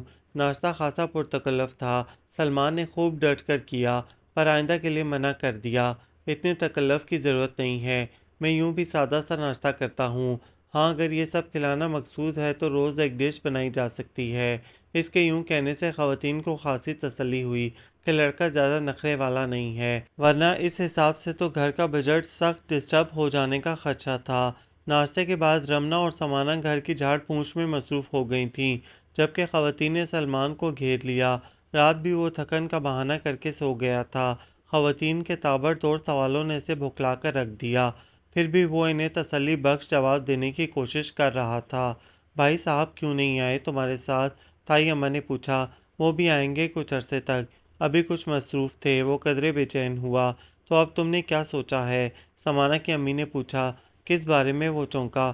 پاکستان سیٹل ہونا ہے یا واپس جاؤ گے؟ میری مانو تو یہیں بس جاؤ، بہت کمائی ہو گئی، آپ لوگ چاہیں گے تو کبھی واپس نہیں جاؤں گا، سلمان نے خلوص دل سے کہا۔ دونوں خواتین بے ساختہ مسکرائیں، آنکھوں ہی آنکھوں میں ایک دوسرے کو اشارے کیے۔ ہم کب چاہتے ہیں بیٹا کہ تم جاؤ؟ ایک بات تو بتاؤ سلمان، تائی اماں نے سوچتے ہوئے پوچھا۔ تم لال حویلی گئے تھے؟ لال حویلی؟ سلمان نے بے چینی سے پہلو بدلا، پھر نظریں چرا کر بولا، نہیں میں تو سیدھا سائیوال ہی آیا تھا، ملتان گیا ہی نہیں۔ بہت اچھا کیا، وہ لوگ اس قابل ہی نہیں کہ ان سے ملا جائے، تائی اماں نے تنفر بھرے لہجے میں کہا۔ مامی جی آپ نے کبھی کوشش نہیں کی ان سے ملنے کی؟ اس نے جھجکتے ہوئے پوچھا۔ ہم کاہے کو کرتے کوشش ان سے ملنے کی؟ تائی اماں نے تنک کر کہا۔ بس بیٹا انہوں نے کوئی ایسا تعلق رکھا ہی نہیں، اللہ بخشے تمہاری امی جب تک زندہ رہیں ہم سے ملنے آتی رہیں، وہی لال حویلی کی خیریت بتا دیا کرتی تھیں، ان کی وفات کے بعد تو سارے تعلق ہی ختم ہو گئے، سمانا کی امی نے رسانیت سے سمجھایا۔ سوتیلا صحیح پر تھا تو آخر بھائی پر ایسا ہاتھ دکھایا احتشام احمد نے کہ توبہ توبہ، لاکھوں کروڑوں کے مالک اس چھوٹے سے گھر میں آ پڑے، حقدار کا حق مارا تھا، ساری جائیداد ہتھیا لی، ساری عمر ابصار اور اشفاق نے انہیں بڑا سمجھ کر عزت دی، پر اس نے ثابت کر دیا، سوتیلا آخر سوتیلا ہی ہوتا ہے۔ پر ایک بات لکھ لو، کبھی نہ کبھی تو سامنے آئے گا، احتشام احمد کب تک دوسرے کے حق مار کر عیش کرتا رہے گا؟ تائی اماں جلے دل کے پھپھولے پھوڑ رہی تھیں۔ بڑے ماموں اب اس دنیا میں نہیں رہے، سلمان نے دونوں ہاتھ مسلتے ہوئے آہستگی سے بتایا۔ احتشام احمد انتقال کر گئے؟ کب؟ وہ دونوں ہی اچھل پڑیں۔ کچھ سال ہوئے۔ تمہیں کس نے بتایا؟ تائی اماں کا دھیان فوراً پلٹا۔ ان کے بیٹے زنیر احمد صدیقی نے اپنے خط میں لکھا تھا، اس کے لہجے میں ہلکا ہلکا دکھ ہلکورے لے رہا تھا۔ تم اسے خط لکھتے رہے تھے؟ تائی اماں نے مشکوک نظروں سے اسے دیکھا۔ شروع میں تو رابطہ رہا تھا، بعد میں اتنی مصروفیت رہی کہ، اور جب بابا بھی میرے پاس امریکہ آ گئے تو بالکل ہی رابطہ کٹ گیا، ہم نے ملتان والا گھر بھی بیچ دیا تھا۔ کتنے بچے ہیں احتشام احمد کے؟ اور اس کی بیوی آصفہ بڑی نیک عورت تھی، اپنے شوہر کے بالکل برعکس۔ جی وہ وہیں حویلی میں ہوتی ہیں، ایک بیٹا ہے زنیر اور دو بیٹیاں، بیٹیوں کی شادی ہو گئی تھی، وہ دونوں جدہ میں ہوتی ہیں، سلمان نے باقی تفصیل بتائی۔ تائی جان نے ٹھنڈی سانس بھر کے سمانا کی امی کی طرف دیکھا۔ کیسا وقت پلٹا، جتنا وہ سب زنیر کا ہے اتنا ہی ان بچوں کا بھی تھا، آج وہ راج کر رہا ہے، اور ہمارے بچے دو وقت کی روٹی کے لیے ٹھوکریں کھا رہے ہیں، سب قسمت کے کھیل ہیں۔ یہ زوار کہاں ہے؟ سلمان کے لیے اب مزید یہاں بیٹھنا ممکن نہ تھا۔ ہم یہاں ہیں جناب، زوار نے کمرے میں جھانکا، کہیے کیسے یاد فرمایا جا رہا ہے ہمیں؟ یوں ہی میں سوچ رہا تھا شہر کی سیر کو نکلیں۔ وہ کھڑا ہو گیا، چھوٹا سا شہر ہے، یہاں تمہارے دیکھنے کو کیا ہوگا؟ دیکھنے کو ہر جگہ ہوتا ہے دوست، بس دیکھنے والی نگاہ چاہیے۔ یہ بات ہے تو پھر چلو۔ وہ دونوں آگے پیچھے نکل گئے۔ کتنا اچھا ہو گیا کہ سلمان آ گیا۔ امی کے چہرے پر اطمینان بکھرا تھا۔ یوں کہو کہ کتنا اچھا ہوا اسد کے گھر کا فون خراب تھا۔ تائی جان ہنس دی۔ یہ تو واقعی بہت اچھا ہوا۔ اگر ہم ہاں کہہ دیتے تو کتنی سبکی ہوتی۔ اب تم مناسب موقع دیکھ کر سلمان سے بات کر لو۔ تائی جان نے مشورہ دیا۔ کر تو لوں، پر میں سوچتی ہوں بھائی صاحب امریکہ سے آ جائیں تو زیادہ اچھا ہے۔ ابصار کا بھی یہی خیال ہے۔ امی نے رسان سے کہا۔ وہ تو ٹھیک ہے، پر پتہ نہیں وہ کب تک آ سکیں۔ مجھے تو لگتا ہے انہوں نے سلمان کو بھیجا ہی اس مقصد کے لیے ہے۔ اگر ایسی بات ہوئی تو وہ کوئی اشارہ تو دے گا نا۔ ہاں یہ بھی ٹھیک ہے۔ تائی اماں یہ کہہ کر کسی سوچ میں ڈوب گئی تھیں۔ سلمان لان میں آیا تو سمانا کیاریوں کو پانی دے رہی تھی، جبکہ کوکی حسب معمول جھولے پر بیٹھی کسی کتاب کے مطالعے میں مگن تھی۔ اس نے نظر اٹھا کر سلمان کو دیکھا اور پھر سے کتاب میں محو ہو گئی۔ سلمان کو یہاں آئے کئی دن گزر گئے۔ اس نے کوکی کو یوں ہی دیکھا تھا، خاموش، چپ، کبھی کتاب تو کبھی خود میں گم۔ ہاں البتہ اس کی آنکھیں بولتی تھیں۔ نہ جانے کیوں سلمان ان آنکھوں سے گھبرانے لگا تھا۔ متجسس، ٹٹولتی، کھوجتی سوالیہ نظریں۔ وہ سمانا کی طرف آ گیا۔ حقیقتاً اسے اپنی یہ کزن اچھی لگی تھی اور سب سے مختلف تھی۔ لاپرواہ و بے نیاز سا انداز، خود اعتماد، حقیقت پسند اور متحرک۔ تم ہر وقت مصروف رہتی ہو مانا، اتنا کام کیسے کر لیتی ہو؟ ایک ہاتھ آم کے درخت پر ٹکا کر اس نے پوچھا۔ یہ کام تو ہمارے ملک کی ساری لڑکیاں کرتی ہیں۔ سمانا نے پائپ کیاری میں چھوڑا اور لاپرواہی سے گویا ہوئی۔ کیا یہ بھی؟ ارے یہ کام تو نہیں ہے، یہ تو میرا شوق ہے۔ وہ کھلکھلا کر ہنسی۔ کوکی نے ذرا کی ذرا کتاب سے نظریں ہٹا کر ان کی طرف دیکھا۔ اچھا شوق ہے، لگتا ہے تمہیں پھول بہت پسند ہیں۔ اس نے کیاریوں میں گلاب اور موتیوں کے پودوں کو دیکھا۔ مجھے پھل زیادہ پسند ہیں۔ وہ ہنسی۔ کوکی آپا کو پھول پسند ہیں، خاص طور پر گلاب۔ یہ سب میں نے ان کے لیے لگائے ہیں۔ آپ کو بھی گلاب اچھے لگتے ہیں؟ وہ پائپ اٹھا کر اپنے پاؤں دھونے لگی۔ تم نے اپنے لیے کیا لگایا ہے؟ سلمان نے اس کا سوال یکسر نظر انداز کر کے پوچھا۔ یہ آم، امرود، الوچہ، جامن، لیموں اور انار، یہ سب میرے لیے ہی تو ہے۔ اور وہ دیکھیں، وہ فالسے کا پیڑ ہے۔ ذرا گرمیاں آنے دیں، پھر یہ لان کم باغ زیادہ ہو جائے گا۔ اسی لیے تو مجھے گرمیاں اچھی لگتی ہیں۔ اور میرے لیے کیا لگاؤ گی؟ سلمان نے اس کے متبسم چہرے پر بھرپور نگاہ ڈالی۔ کوکی آپا سے پوچھیں۔ سمانا کی متبسم نگاہوں میں شرارت جاگی۔ انہیں کیا معلوم میری پسند کا؟ سلمان کی نگاہیں اب اسے اپنے حصار میں لیے ہوئے تھیں اور دور بیٹھی کوکی کا دل ڈوب ڈوب کر ابھر رہا تھا۔ انہیں ہی تو معلوم ہے۔ سمانا اس کی نگاہوں کے بدلتے رنگوں اور زاویوں سے بے خبر اپنے کام میں مصروف تھی۔ پھر وہ نل بند کر کے ان کی طرف پلٹی۔ آپ ذرا آپا سے پوچھ کر دیکھیں، میں دیکھوں رمنا کچن میں کیا کر رہی ہے۔ چھٹی والے دن ٹیپو کو 12 بجے ہی بھوک لگ جاتی ہے۔ سمانا نے چپل پاؤں میں ڈالی اور دونوں ہاتھوں سے بکھرے بال سمیٹتی اندر چلی گئی۔ سلمان کی نگاہوں نے بہت دور تک اس کا پیچھا کیا، جبکہ کوکی نے اس کی نظروں کا۔ سلمان نے پلٹ کر کوکی کو دیکھا، پھر اسی کی طرف چلا آیا کہ ٹیپو اور زوار کسی کام سے باہر نکلے تھے۔ یہ آپ کی بہن بہت عجیب لڑکی ہے۔ وہ جھولے کی بیک پر دونوں ہاتھ ٹکا کر بولا۔ کوکی نے ذرا کی ذرا اسے دیکھا۔ کچھ اتنی عجیب بھی نہیں، شاید آپ کو لگتی ہو۔ ہاں، وہ ایک لمحے کو خاموش ہو گیا۔ کیا پڑھتی رہتی ہیں آپ؟ میں اب اے حمید کے ناول نہیں پڑھتی، اس کے منہ سے بے ساختہ نکلا۔ پھر وہ عجیب سی ہو کر کتاب کا صفحہ پلٹنے لگی۔ کیا پہلے پڑھا کرتی تھیں؟ کوکی نے ایک جھٹکے سے سر اٹھایا۔ کوکی تم حیران تو ہوگی، پر یہ بتاؤ کیا تم اب بھی جھولے پر بیٹھ کر اے حمید کے ناول پڑھتی ہو؟ حیران میں تب نہیں ہوئی تھی سلمان احمد صدیقی کہ تمہیں کیسے معلوم ہوا میں جھولے پر بیٹھ کر اے حمید کو پڑھا کرتی تھی۔ حیران تو میں اب ہوں کہ تمہیں یہ یاد کیوں نہیں رہا۔ سلمان اپنے چہرے پر جمی خاموشی اور حیران آنکھوں سے خائف سا ہو کر سیدھا ہو گیا۔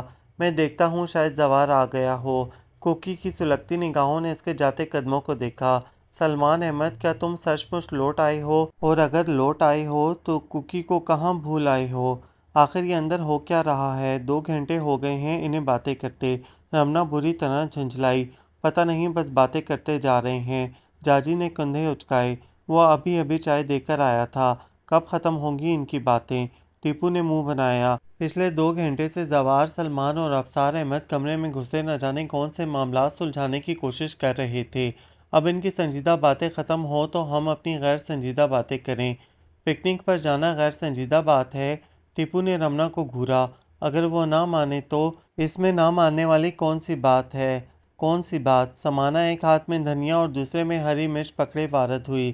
ہم سلمان بھائی کے ساتھ پکنک پر جانا چاہتے ہیں، رمنا نے بتایا۔ جانا کہاں ہے؟ ہڑپا؟ ہڑپا چلے جائیں۔ انہوں نے کون سا ہڑپا دیکھا ہوگا؟ ٹیپو نے سر ہلایا۔ گھر پر ارینج کر لو، سمانا نے مشورہ دیا۔ گھر میں پکنک منانے کا کیا مزہ بزوق لوگوں، ہڑپا میں بھی کوئی مزہ نہیں ہے، وہی ہزاروں بار کے دیکھے ہوئے کھنڈرات۔ رمنا نے منہ بنایا۔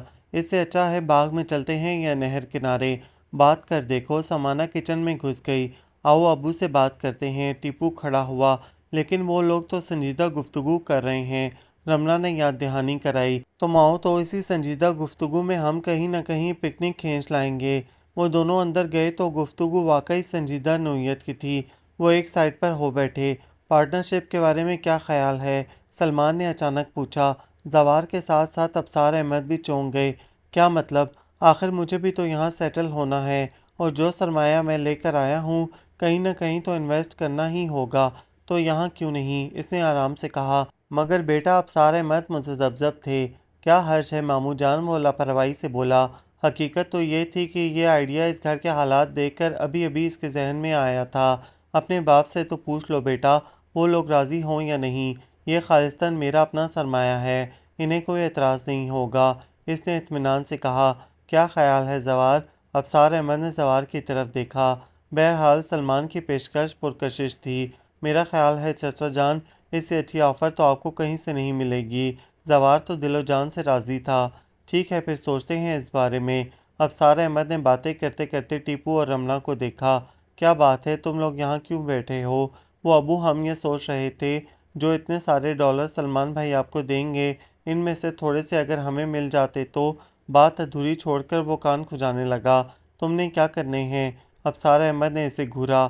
پکنک، وہ ہم پکنک منا لیتے سلمان بھائی کے ساتھ، اس نے ڈرتے ڈرتے کہا۔ پکنک کے لیے تمہیں ڈالروں کا انتظار کرنے کی ضرورت نہیں، ہو جائے گی پکنک بھی۔ ہو جائے گی نا؟ ٹیپو نے ڈرتے ہوئے تصدیق کی۔ ٹیپو، ابصار احمد نے تنبیہی نگاہوں سے اسے گھورا۔ وہ فوراً کھڑا ہو گیا۔ بس ابو مجھے یقین آ گیا، اس نے کھسکنے میں دیر نہیں لگائی، جبکہ ابصار احمد پھر سے سلمان کی گئی آفر پر غور کرنے لگے تھے۔ دروازہ بے آواز کھلا تھا۔ آ جاؤ مانا، سلمان نے فائل سے نظریں ہٹائے بغیر کہا۔ ہیں، آپ کو کیسے پتہ چلا کہ میں آئی ہوں؟ وہ کچھ حیران سی اندر آئی۔ میں تمہیں تمہاری آہٹوں سے پہچاننے لگا ہوں۔ کافی لائی تھی آپ کے لیے، پئیں گے؟ کوئی جواب نہ پا کر اس نے مگ ٹیبل پر رکھا۔ تمہیں کیسے پتہ چلا کہ مجھے اس وقت کافی کی طلب ہو رہی ہے؟ اس نے فائل بند کر کے میز پر کھسکائی۔ جناب، یہ گھر عملاً میرے کنٹرول میں ہے۔ کوکی آپا اسکول ہوتی ہیں، رمنا کالج، وہ تو بس آج کل چھٹیاں ہیں۔ خواتین کے خیال میں بیٹیاں جوان ہو جائیں تو ماؤں کو ریٹائر ہو جانا چاہیے، سو یہ تو میرا فرض ہے کہ ہر کسی کی ضروریات کا خیال رکھوں۔ میز پر انگلی پھیرتے ہوئے اس نے لاپرواہی سے تفصیل بتائی، اور وہ بھی بن کہے۔ سلمان نے مسکرا کر کہا اور مگ اٹھا لیا۔ بائی دی وے، میں کب سے تمہارے فرائض میں شامل ہو گیا ہوں؟ جب سے آپ آئے ہیں، اس نے برجستہ کہا، پھر لہجہ بدل کر بولی۔ یہ آپ نے صبح سے کیا بوریت پھیلا رکھی ہے؟ کیا ہے ان فائلوں میں؟ ماموں نے جو بزنس شروع کیا ہے اس کی کچھ تفصیلات ہیں، وہی دیکھ رہا تھا۔ رمنا کو کام تھا کچھ، وہ بھی آج کالج چلی گئی ہے۔ میں سخت بور ہو رہی تھی۔ تم بور بھی ہو جاتی ہو؟ سلمان نے حیرت سے پوچھا۔ کیوں میں بور نہیں ہو سکتی؟ وہ الٹا اسی سے پوچھنے لگی۔ بھائی تمہیں اتنا مصروف دیکھا ہے کہ میرے خیال میں تمہیں اس کے لیے وقت نہیں ملتا ہوگا۔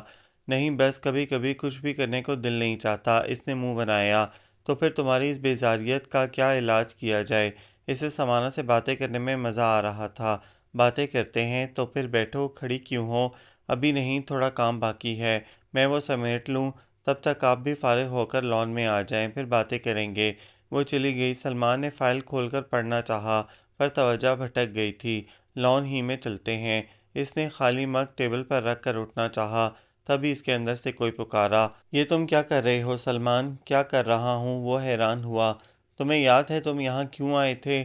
ہاں، کچھ بھی نہیں بھولا ہوں میں، یہ بزنس اسی سلسلے کی تو ایک کڑی ہے۔ یہ سمانا کے سلسلے کی کڑی ہے۔ بہت چبھتا ہوا لہجہ تھا۔ سمانا، اس نے زیر لب دہرایا اور مسکرا دیا۔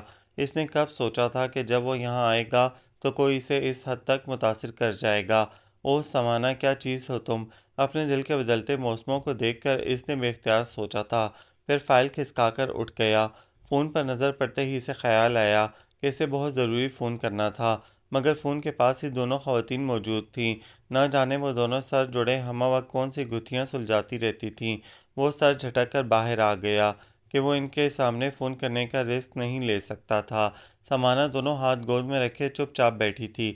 اس کی نگاہیں گلاب پر کھلنے والی نئی کونپلوں پر پھسل رہی تھیں۔ کندھوں تک کھلے بال ہوا کی زد میں بے ترتیب ہو رہے تھے۔ سلمان دھیرے دھیرے چلتا ہوا اس کے قریب آیا، اس پر جھکی شاخ تھام کر جھٹکے سے چھوڑی۔ اس نے اپنے پتے فراخ دلی سے سمانہ پر لوٹا دیے۔ تب ہی وہ چونکی، کس کو سوچا جا رہا ہے؟ اس نے دانستہ لفظ کس استعمال کیا تھا، اور دل ہمک کر کہہ رہا تھا کہ وہ کہہ دے آپ کو۔ کچھ خاص نہیں، بس دیکھ رہی تھی کہ باہر آنے والی ہے۔ ہاں، وہ اس سے کچھ فاصلے پر سیڑھیوں پر بیٹھ گیا۔ ابھی کچھ دنوں میں یہ ساری کیاریاں گلاب کے پھولوں سے مہک اٹھیں گی۔ بہت خوبصورت منظر ہوتا ہے۔ کوکی آپا تو پھر گھنٹوں یہیں سرخ گلابوں کے سنگ وقت بتا دیتی ہیں۔ تم نے ایم اے میں ایڈمیشن کیوں نہیں لیا؟ اسے کوکی آپا کے تذکرے سے کوئی دلچسپی نہ تھی۔ بس گریجویشن کافی ہے، مجھے کون سا جاب کرنی ہے؟ وہ لاپرواہی سے کندھے اچکا کر بولی۔ اور کیا کیا مشغلے ہیں تمہارے؟ اور سمانہ کا تو ایک ہی مشغلہ تھا، باغبانی، پھولوں اور پودوں کے بارے میں اس کی معلومات بے تحاشا تھی، سو وہ بولتی چلی گئی۔ اور سلمان کو اس کا بولنا اچھا لگتا تھا۔ وہ خاموشی سے اسے سن رہا تھا۔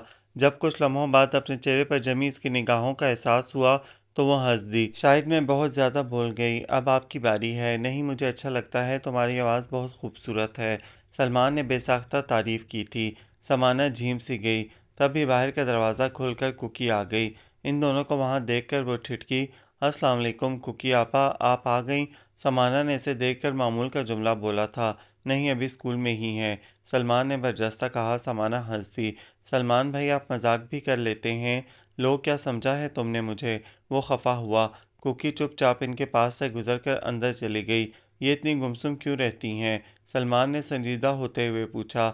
پہلے تو اتنا خاموش نہیں رہتی تھیں، آپ کے آنے پر تو زیادہ ہی رہنے لگی ہیں، سمانہ نے کچھ سوچتے ہوئے کہا۔ کیوں بھائی، ڈرتی ہیں مجھ سے؟ آپ تو ان سے زیادہ بات بھی نہیں کرتے، ایسے کیسے چلے گا؟ وہ جھنجھلائی۔ یار، دراصل ان سے تھوڑا ڈر لگتا ہے مجھے، وہ کان کھجا کر بولا۔ آپا سے اتنی کیوٹ سی تو ہیں، ان سے کیا ڈرنا؟ اور جناب، پتہ ہے آپ کو، آپ کے آنے کا سب سے زیادہ انتظار آپا ہی کو تھا۔ کیا مطلب؟ وہ ٹھٹکا۔ وہ ایسے کہ باجی آپ کا فون ہے، جاجی نے آ کر بتایا تھا، میں فون سن لوں۔ وہ بات ادھوری چھوڑ کر چلی گئی۔ تمہارا لوٹ آنا تمہارے انتظار سے زیادہ اذیت ناک ہے سلمان احمد صدیقی۔ تم دور تھے تو کتنا قریب لگتے تھے، تمہیں کھو دینے کا ذرا سا خدشہ بھی میرے دل میں نہ جاگتا تھا۔ تم پاس ہو تو کتنا دور لگتے ہو کہ میری آنکھیں تمہیں دیکھ کر بھی نہیں دیکھ پاتی، اور جو دیکھیں تو محض ایک اجنبی سے شبیہ ابھرتی ہے۔ تم اتنے اجنبی کیوں ہو گئے ہو سلمان؟ تم نے ہی تو لکھا تھا، فاصلے بڑھ جائیں تو دلوں کے بندھن کمزور نہیں پڑتے، دوریوں کا احساس دل میں جاگزی ہو تو انتظار مر نہیں جاتا۔ انتظار نہیں مرا سلمان احمد، میں تو اب بھی منتظر ہوں۔ تمہاری آنکھوں میں وہ جذبے نہیں جھلکتے جو تمہارے لفظوں میں خوشبو دیتے تھے۔ آہ، تمہاری آنکھوں کی وہ اجنبی چمک۔ کہاں کھو گئے ہو سلمان احمد کہ مجھے بھی بھول گئے؟ دروازے پر دستک ہوئی۔ آ جاؤ۔ سلمان آہستگی سے دروازہ کھول کر اندر داخل ہوا۔ کوکی کو لگا وہ سانس لینا بھول گئی ہے۔ میں نے سوچا تھوڑی دیر آپ کے ساتھ گپ شپ ہو جائے۔ وہ کمرے کے بیچوں بیچ کھڑا کمرے کا جائزہ لے رہا تھا۔ کوکی نے آہستگی سے سینے میں اٹھتی سانس باہر نکالی۔ آپ اپنے کمرے سے کم ہی باہر آتی ہیں، یہاں تو پوری دنیا آباد ہے۔ اس نے گھوم کر چاروں طرف کتابوں کے ڈھیر دیکھے۔ میرا خیال ہے آپ اس بات پر یقین رکھتی ہیں کہ کتاب بہترین دوست ہے۔ وہ بے تکلف ہونے کی کوشش کر رہا تھا۔ تم مجھے آپ کیوں کہتے ہو؟ اس کا سوال غیر متوقع تھا۔ سلمان ٹھٹک گیا۔ یوں ہی امریکہ میں کیا کرتے رہے اتنا عرصہ؟ وہی ٹٹولتی کھوجتی ہوئی سوالیہ نظریں۔ سلمان کو لگا اس نے کمرے میں تنہا آ کر غلطی کی ہے۔ کچھ تھا جو نظر نہیں آتا تھا، مگر پوری شدت سے محسوس ہوتا تھا۔ جاب وغیرہ، اسٹڈیز کا سلسلہ بھی ساتھ ساتھ چلتا رہا۔ گویا بہت مصروف رہے۔ اس کا لہجہ سپاٹ تھا۔ جی، وہاں کی لائف خاصی ٹف ہے، اتنی کہ تمہیں کوئی یاد بھی نہیں آیا۔ کوئی کون؟ وہ بری طرح چونک اٹھا۔ ہم سب۔ ایسی تو کوئی بات نہیں۔ اس نے اپنے خشک گلے پر ہاتھ پھیرا۔ نہ جانے کیوں وہ خود کو بے چین سا محسوس کر رہا تھا۔ تم کھڑے کیوں ہو؟ بیٹھو نا۔ اس لمحے سلمان کو خود پر غصہ آ گیا۔ وہ کیوں اس کے سامنے خود کو اتنا کمزور محسوس کرنے لگتا تھا؟ اس نے اپنے اعصاب ڈھیلے چھوڑے اور کھڑکی کے پاس کرسی کھینچ کر بیٹھ گیا۔ امی بہت ذکر کیا کرتی تھیں آپ کا۔ اب اس کا لہجہ پر اعتماد تھا۔ پھوپھو بہت پیار کرتی تھی مجھ سے۔ حقیقت تو یہ ہے کہ وہ اکثر صرف مجھ سے ملنے یہاں آتی تھی۔ وہ بھی اس کے سامنے بیٹھ گئی۔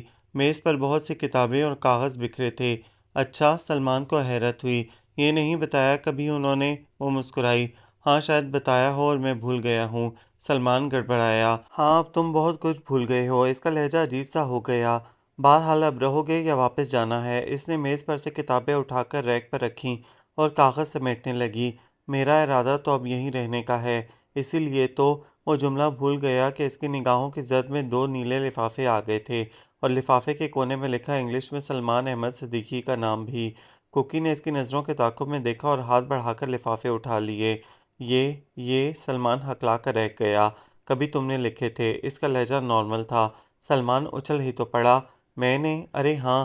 اس کے ماتھے پر پسینہ ابھر آیا تھا۔ تمہیں شاید یاد نہیں۔ کوکی کی شکوہ کناں نگاہیں اس کی طرف اٹھیں۔ سلمان کو لگا کمرے میں گھٹن بہت بڑھ گئی ہے۔ وہ کھڑا ہو گیا۔ یاد ہے، میں تو اس لیے حیران تھا کہ تم نے ابھی تک انہیں سنبھال کر رکھا ہے۔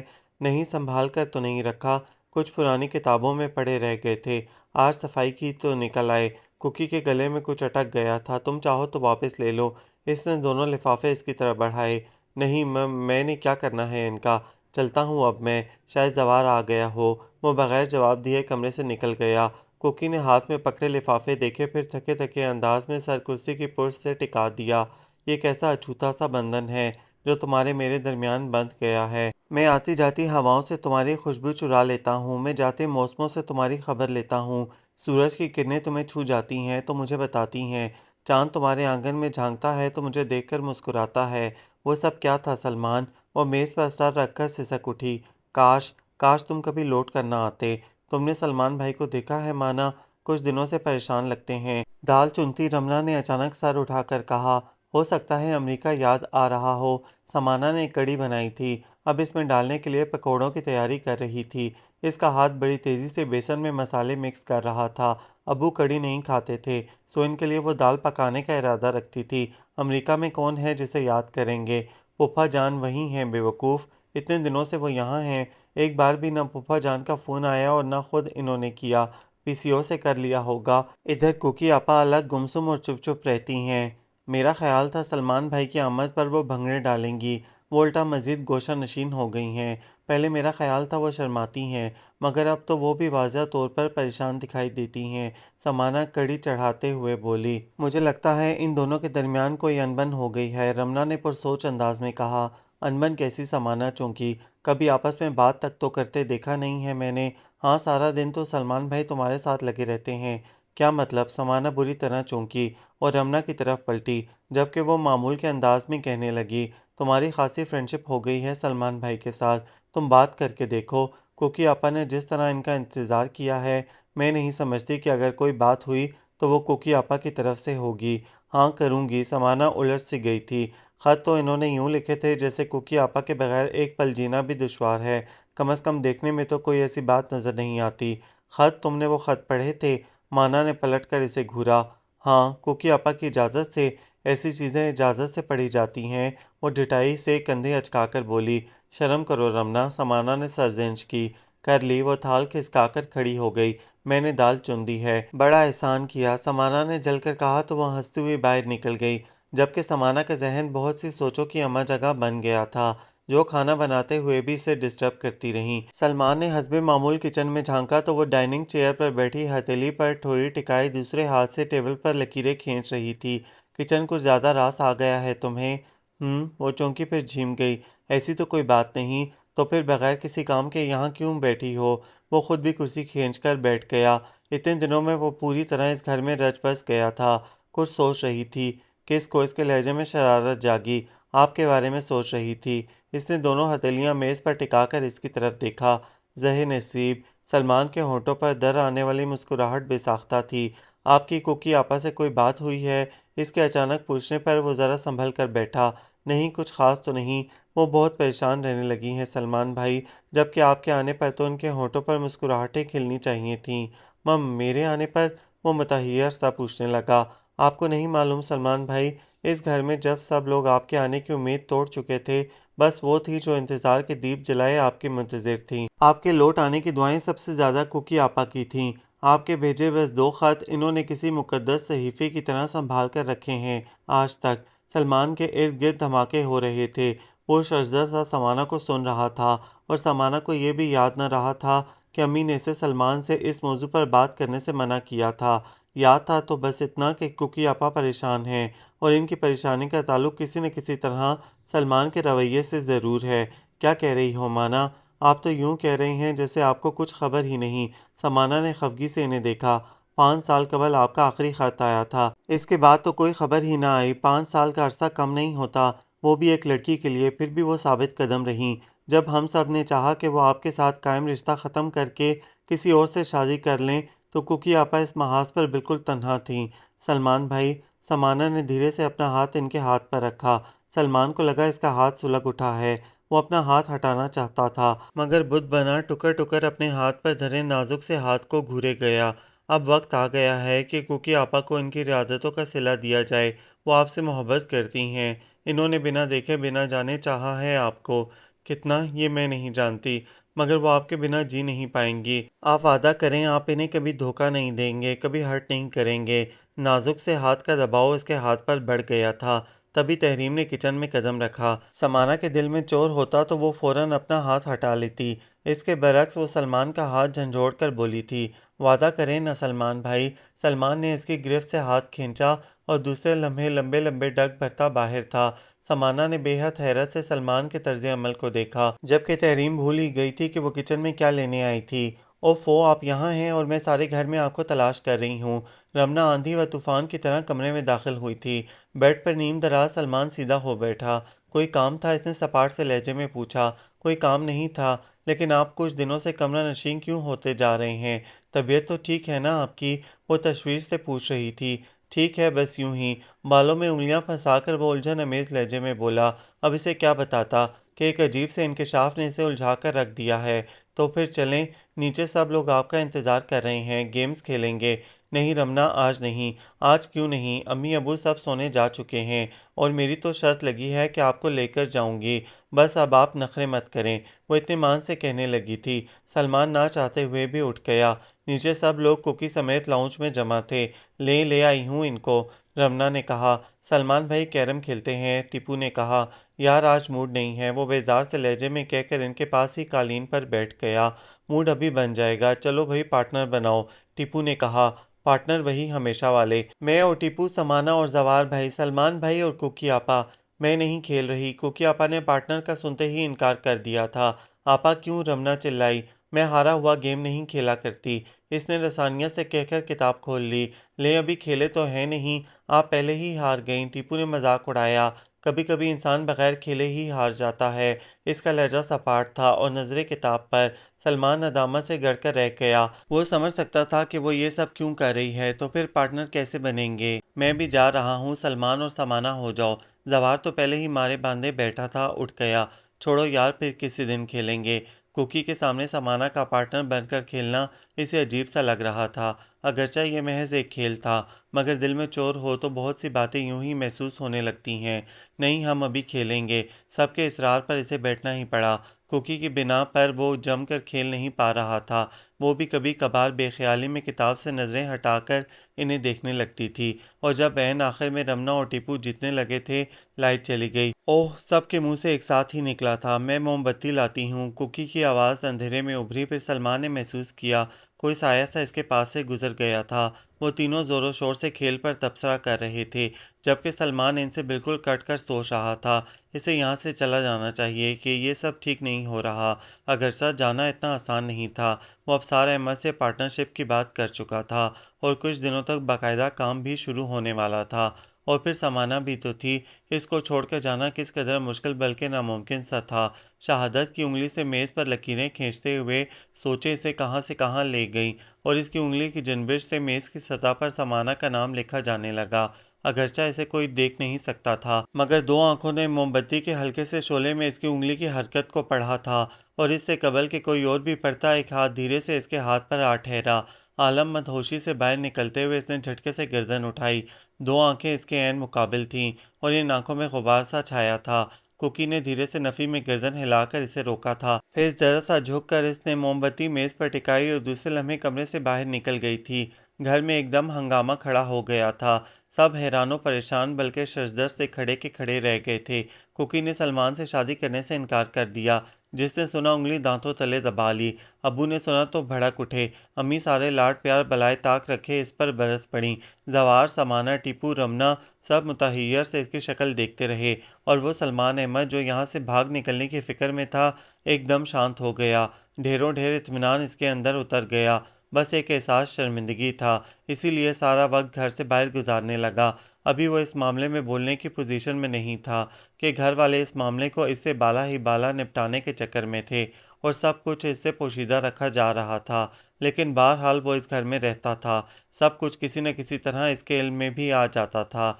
घर में सख्त टेंशन थी और कुकी का रो रो कर बुरा हाल था। बस यही रट थी कि वो सलमान अहमद से शादी नहीं करेगी, किसी सूरत नहीं करेगी। दिमाग ख़राब हो गया है तुम्हारा, पागल हो गई हो जो ऐसी बातें कर रही हो। जब हम तुम्हें कह रहे थे कि वो नहीं आएगा तब तुम्हारी एक रट थी कि सलमान नहीं तो कोई नहीं। अब इसमें कौन से कीड़े नज़र आ रहे हैं तुम्हें? अम्मी का लहजा गज़बनाक था और कुकी धुआंधार रो रही थी। जवार को तरस आ गया। बस करें चची जान। अरे क्या बस करूं, बात सुनी है इसकी, ऊपर से मुंह से कुछ फूटती भी नहीं। वो इतने सालों बाद आया है वतन शादी के लिए, मरी माँ का किया गया वादा निभाने के लिए, और ये प्लीज़ चची जान ऐसे नहीं। ऐसे भी कोई मामला सुलझा है कभी? जवार ने रसान से समझाया। तो फिर पूछो इससे क्यों कर रही है ये सब? वो भड़क उठी। मैं पूछता हूँ, आप परेशान मत हो। अम्मी आप चची जान को नीचे ले जाएं। जवार ने चुप खड़ी ताई अम्मा से कहा। तो वो इन्हें समझाती बुझाती नीचे ले गईं। तब जवार कुकी की तरफ मुतवज्जा हुआ। लो पानी पियो। इसने मोहब्बत से इसके सर पर हाथ रखा। कुकी ने इसके हाथ से गिलास थामकर 2 घूंट भरे और टेबल पर रख दिया। आंसू साफ करो, सहूलत से मेरी बात सुनो। कुकी ने दुपट्टे से चेहरा साफ किया और इसकी तरफ देखने लगी। कोई मेरी बात नहीं समझता। पहले एक बात तो तुम समझ लो कि जो कुछ तुमने कहा इसके बाद इन लोगों के रवैये इतने गैर मुतवक्का नहीं हैं। तुम्हें अंदाज़ा तो होगा। हाँ, वो आहिस्तगी से बोली। तो अब तुम मुझे ये बताओ कि ये क्या पागलपन है? तुम भी इसे पागलपन कहोगे? वो शाकी नज़रों से इसे देखने लगी। तुम भी तो यूं कहती हो जैसे सब कुछ मुझसे पूछ कर या बता कर कर रही हो। बस वो वैसा नहीं है जैसा मेरा ख्याल था। वो नज़रें चुरा कर बोली। ये क्या बात हुई? जवार हैरान हुआ। वो मेरे आइडियल मेरे तसव्वुर से बहुत मुख्तलिफ निकला है। कितना मुख्तलिफ? जवार की खोजती निगाहें इसके चेहरे पर जमी थीं। इतना कि मैं इसके साथ ज़िंदगी गुजारने का तसव्वुर भी नहीं कर सकती। वो लफ्ज़ चबा चबा कर बोली। बस यही वजह है? हाँ तो क्या वजह हो सकती है? वो नज़रें झुकाकर बोली थी। कुछ भी मगर ये नहीं। जवार इत्मीनान से बोला। मुझे वो वजह बताओ कुकी जो कि असल में है, ठोस वजह जिसे मैं और घर वाले तस्लीम कर सकें। ये बच्चों जैसे बहलावे मत दो हमें। तुम कितनी भी आइडियलिस्टिक सही, मगर जिस तरह तुमने बगैर सलमान को देखे इस रिश्ते को कबूल किया था और जिस तरह इसकी बिना पर सारे प्रपोजल ठुकराए हैं, अब वो जैसा भी होता तुम्हें इसको कबूल कर लेना था। इस बात का मुझे यकीन है। अब वो वजह बताओ। कुकी की आंखें फिर से झिलमिला गईं। प्लीज़ कुकी बताओ ना, दोस्त समझो, भाई या कज़न, मगर तुम्हारे मेरे दरमियान ऐसा रिश्ता तो हमेशा से मौजूद रहा है कि हम एक दूसरे के साथ कुछ भी शेयर कर सकें। अच्छा चलो वादा रहा, किसी को नहीं बताऊंगा और मेरा साथ भी दोगे? कुकी ने पुरुम्मीद नज़रों से इसे देखा। हाँ, अगर तुम्हारी वजह मेरा जहन और दिल मान गया तब। इसने शर्त रखी और कुकी ने धीरे धीरे से बता दिया कि सलमान समाना में इंटरेस्टेड है। जवार उछल ही तो पड़ा, फिर इसे मानना ही पड़ा कि कुकी बेवकूफ़ तो ना थी कि एक बेबुनियाद बात करती। अगर सलमान इनकार करता तो ये नामुमकिन था कि अबू इसकी शादी समाना से करते। इसलिए मैंने सोचा कि ये कुर्बानी तुम दे दो। जवार ने जुमला मुकम्मल किया। कोई कुर्बानी नहीं है ये। मैं ऐसे शख्स के साथ ज़िंदगी नहीं गुजार सकती जिसके जहन व दिल पर किसी और का कब्ज़ा हो, ख्वाह वो मेरी बहन हो।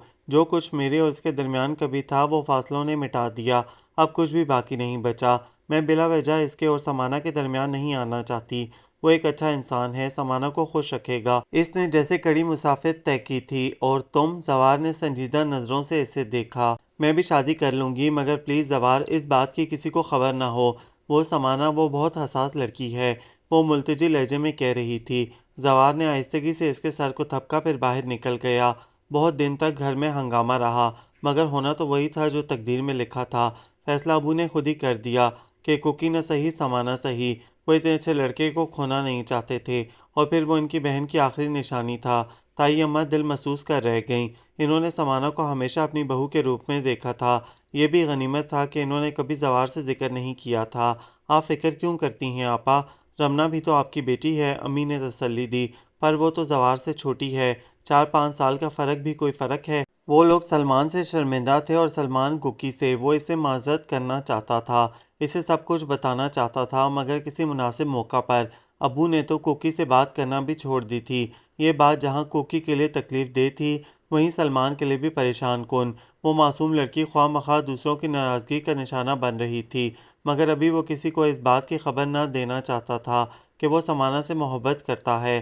البتہ اس نے سمانہ کو یقین دلایا تھا کہ وہ اسے پہلی نظر میں اچھی لگی تھی، کوکی سے بھی زیادہ۔ اس نے بھی تو رو رو کر برا حال کر لیا تھا۔ میں نے سلمان بھائی کو ہمیشہ کوکی آپا کے حوالے سے دیکھا تھا، دیکھا نہیں سوچا تھا۔ اب اسے اپنے حوالے سے دیکھ لو۔ زوار نے تصحیح کی تھی۔ سلمان چاہتا تھا کہ منگنی کا باقاعدہ اعلان ہو جائے، اس لیے ابو نے فیصلہ کیا کہ 1 اپریل کی شام کو منگنی کی تقریب رکھ لی جائے۔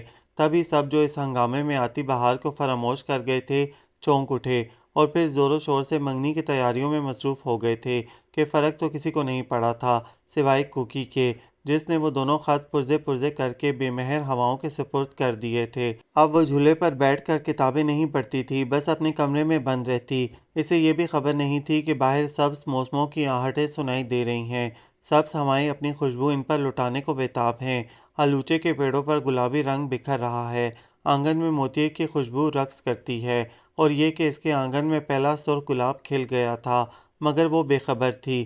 ہوائیں اسے دیکھ کر چپکے چپکے مسکراتی تھیں۔ کس کو سوچ رہی ہو؟ وہ اس کے برابر میں بیٹھ کر بے تکلفی سے پوچھ رہا تھا۔ سمانہ چونک کر اچھلی، کسی کو بھی نہیں۔ تو پھر کیا دم پڑ رہی تھیں کہ خزاں جلد رخصت ہو جائے؟ نہیں تو پھر دعا مانگ رہی تھیں کہ منگنی کے دن جلدی آ جائے؟ سلمان کا لہجہ شوخ ہوا۔ اوفو، کیا ہو گیا ہے آپ کو؟ وہ اس کی بات سمجھ کر جھینپی۔ مجھے تو کچھ نہیں، مگر تمہیں ضرور کچھ ہوا ہے۔ کیا ہوا ہے؟ کترانے کیوں لگی ہو مجھ سے؟ سلمان سنجیدہ ہوا۔ کب؟ میں تو نہیں کترا رہی۔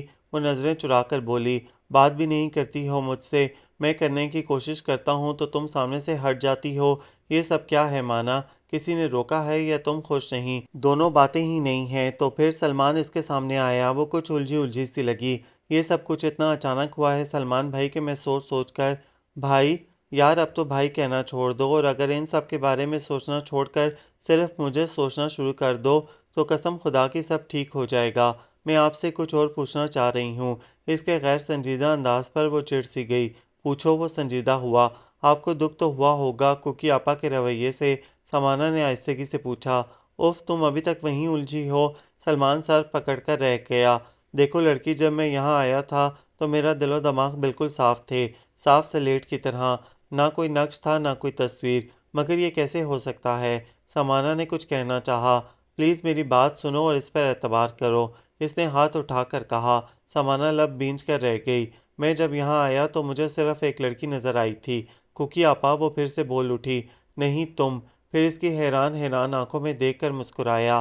صرف تم تھی سمانہ، جسے دیکھ کر مجھے لگا کہ اب میں کہیں نہیں جا سکتا، اور جو احساسات میں نے تمہارے لیے اپنے دل میں محسوس کیے تھے اس سے پہلے کسی کے لیے بھی اپنے دل میں نہیں ابھرے تھے۔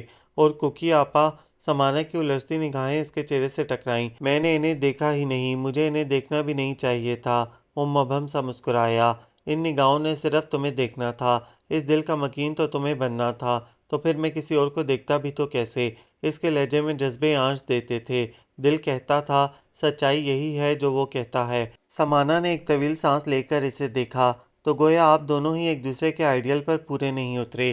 کوکی آپا کا سارا سفر رائے گاں گیا۔ عمر کے کتنے قیمتی سال انہوں نے سائے کے پیچھے بھاگتے ہوئے دھول کر دیے۔ ہم میں سے کوئی یہ نہیں سوچ سکتا تھا کہ اس کہانی کا انجام یوں ہوگا۔ کون جانے آنے والا وقت ہم سب کے لیے کیا لے کر آ رہا ہے۔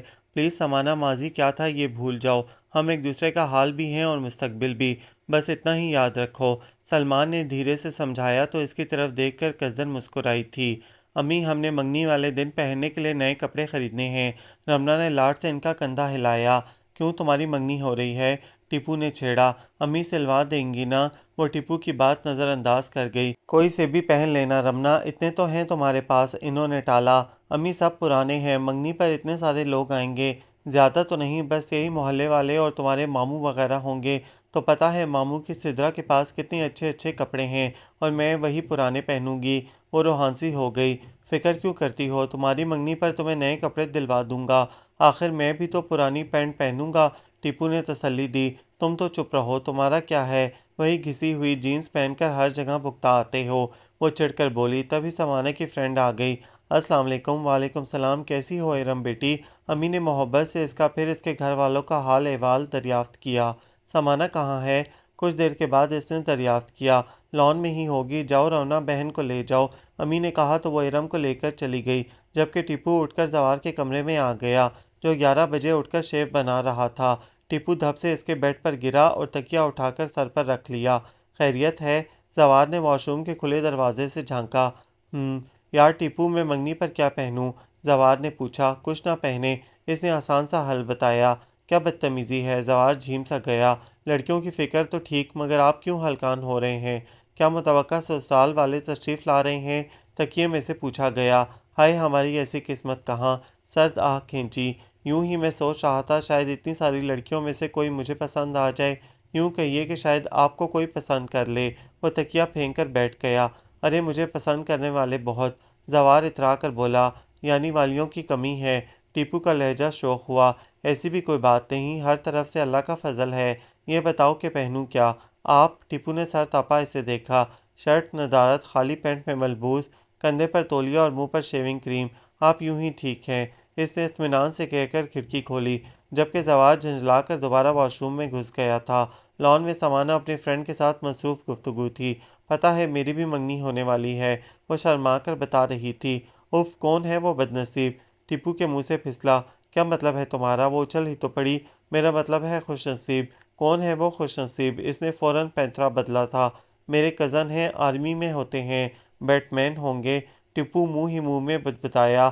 تم اپنی منگنی پر کیسے کپڑے سلوا رہی ہو؟ میں تو میرون کلر کا شرارہ سوٹ سلواؤں گی، مجھ پر یہ کلر بہت سوٹ کرتا ہے، وہ اٹھلا کر بتا رہی تھی۔ کس احمق کی رائے ہے یہ؟ ٹیپو کی زبان پھر پھسل گئی۔ خود وہ کھڑکی سے کچھ اور باہر آیا تھا۔ سمانہ کے ساتھ ساتھ محترمہ نے کھا جانے والی نظروں سے اسے دیکھا۔ نظر انداز کر کے سمانہ کی طرف متوجہ ہوئی۔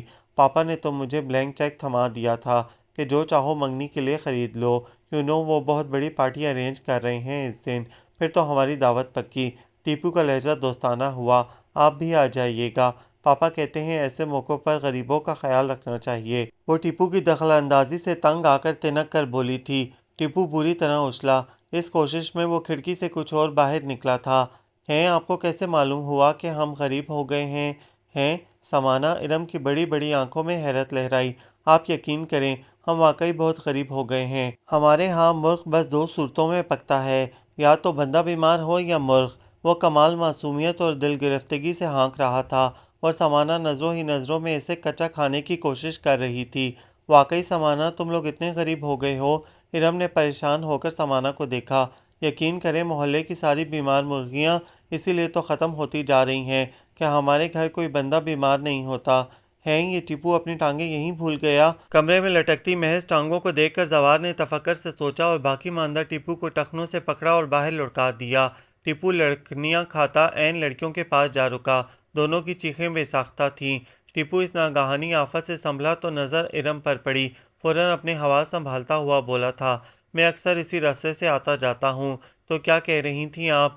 ٹیپو کی ٹانگ اس کے سر سے محض 2 انچ کے فاصلے پر رکی تھی۔ اس نے شرربار نگاہوں سے ٹیپو کو دیکھا اور کھڑی ہو گئی۔ چلتی ہوں سمانہ، اور ہاں، وہ جاتے جاتے پلٹی، اگر ٹنکی صاف کرنے والا تمہارا ملازم فارغ ہو تو ہمارے ہاں بھجوا دینا، ہماری پانی کی ٹنکی بہت گندی ہو گئی ہے۔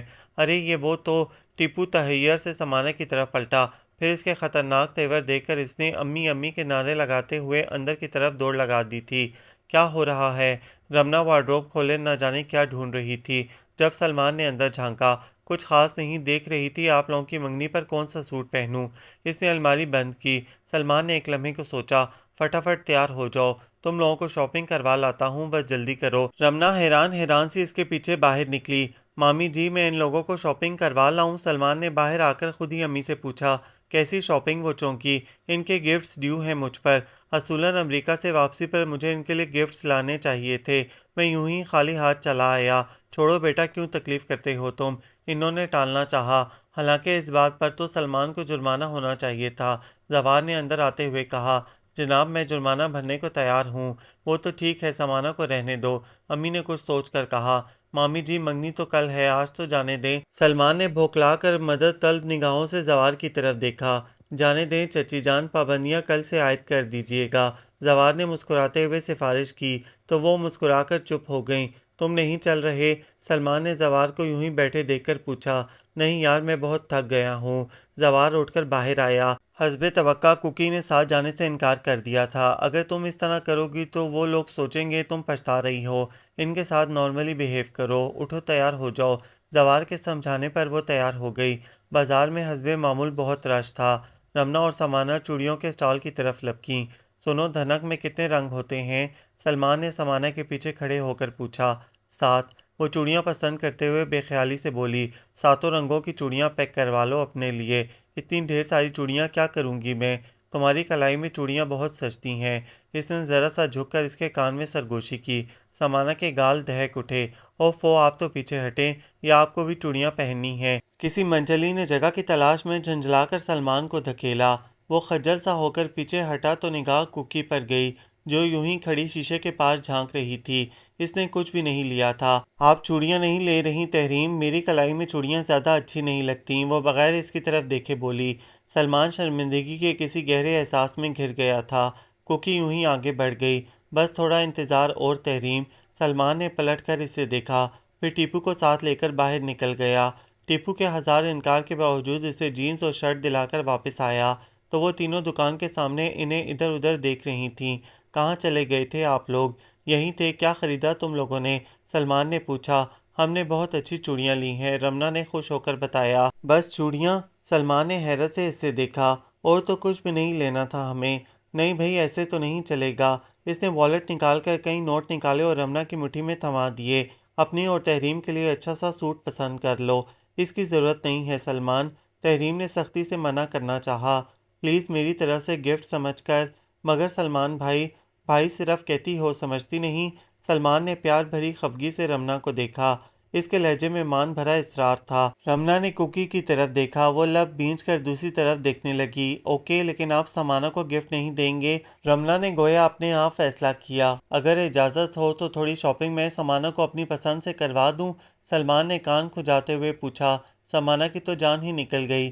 نہیں، کھسکنا چاہتے ہیں آپ؟ رمنا ہنسی۔ کھسکنا ہوتا تو کیا اجازت مانگتا؟ سلمان نے مسکرا کر کہا۔ ہم نہیں دیتے اجازت۔ رمنا اکڑ گئی۔ اوکے، ہم اجازت لیتے ہی نہیں۔ ٹیپو، ٹھیک آدھے گھنٹے بعد یہیں ملیں گے۔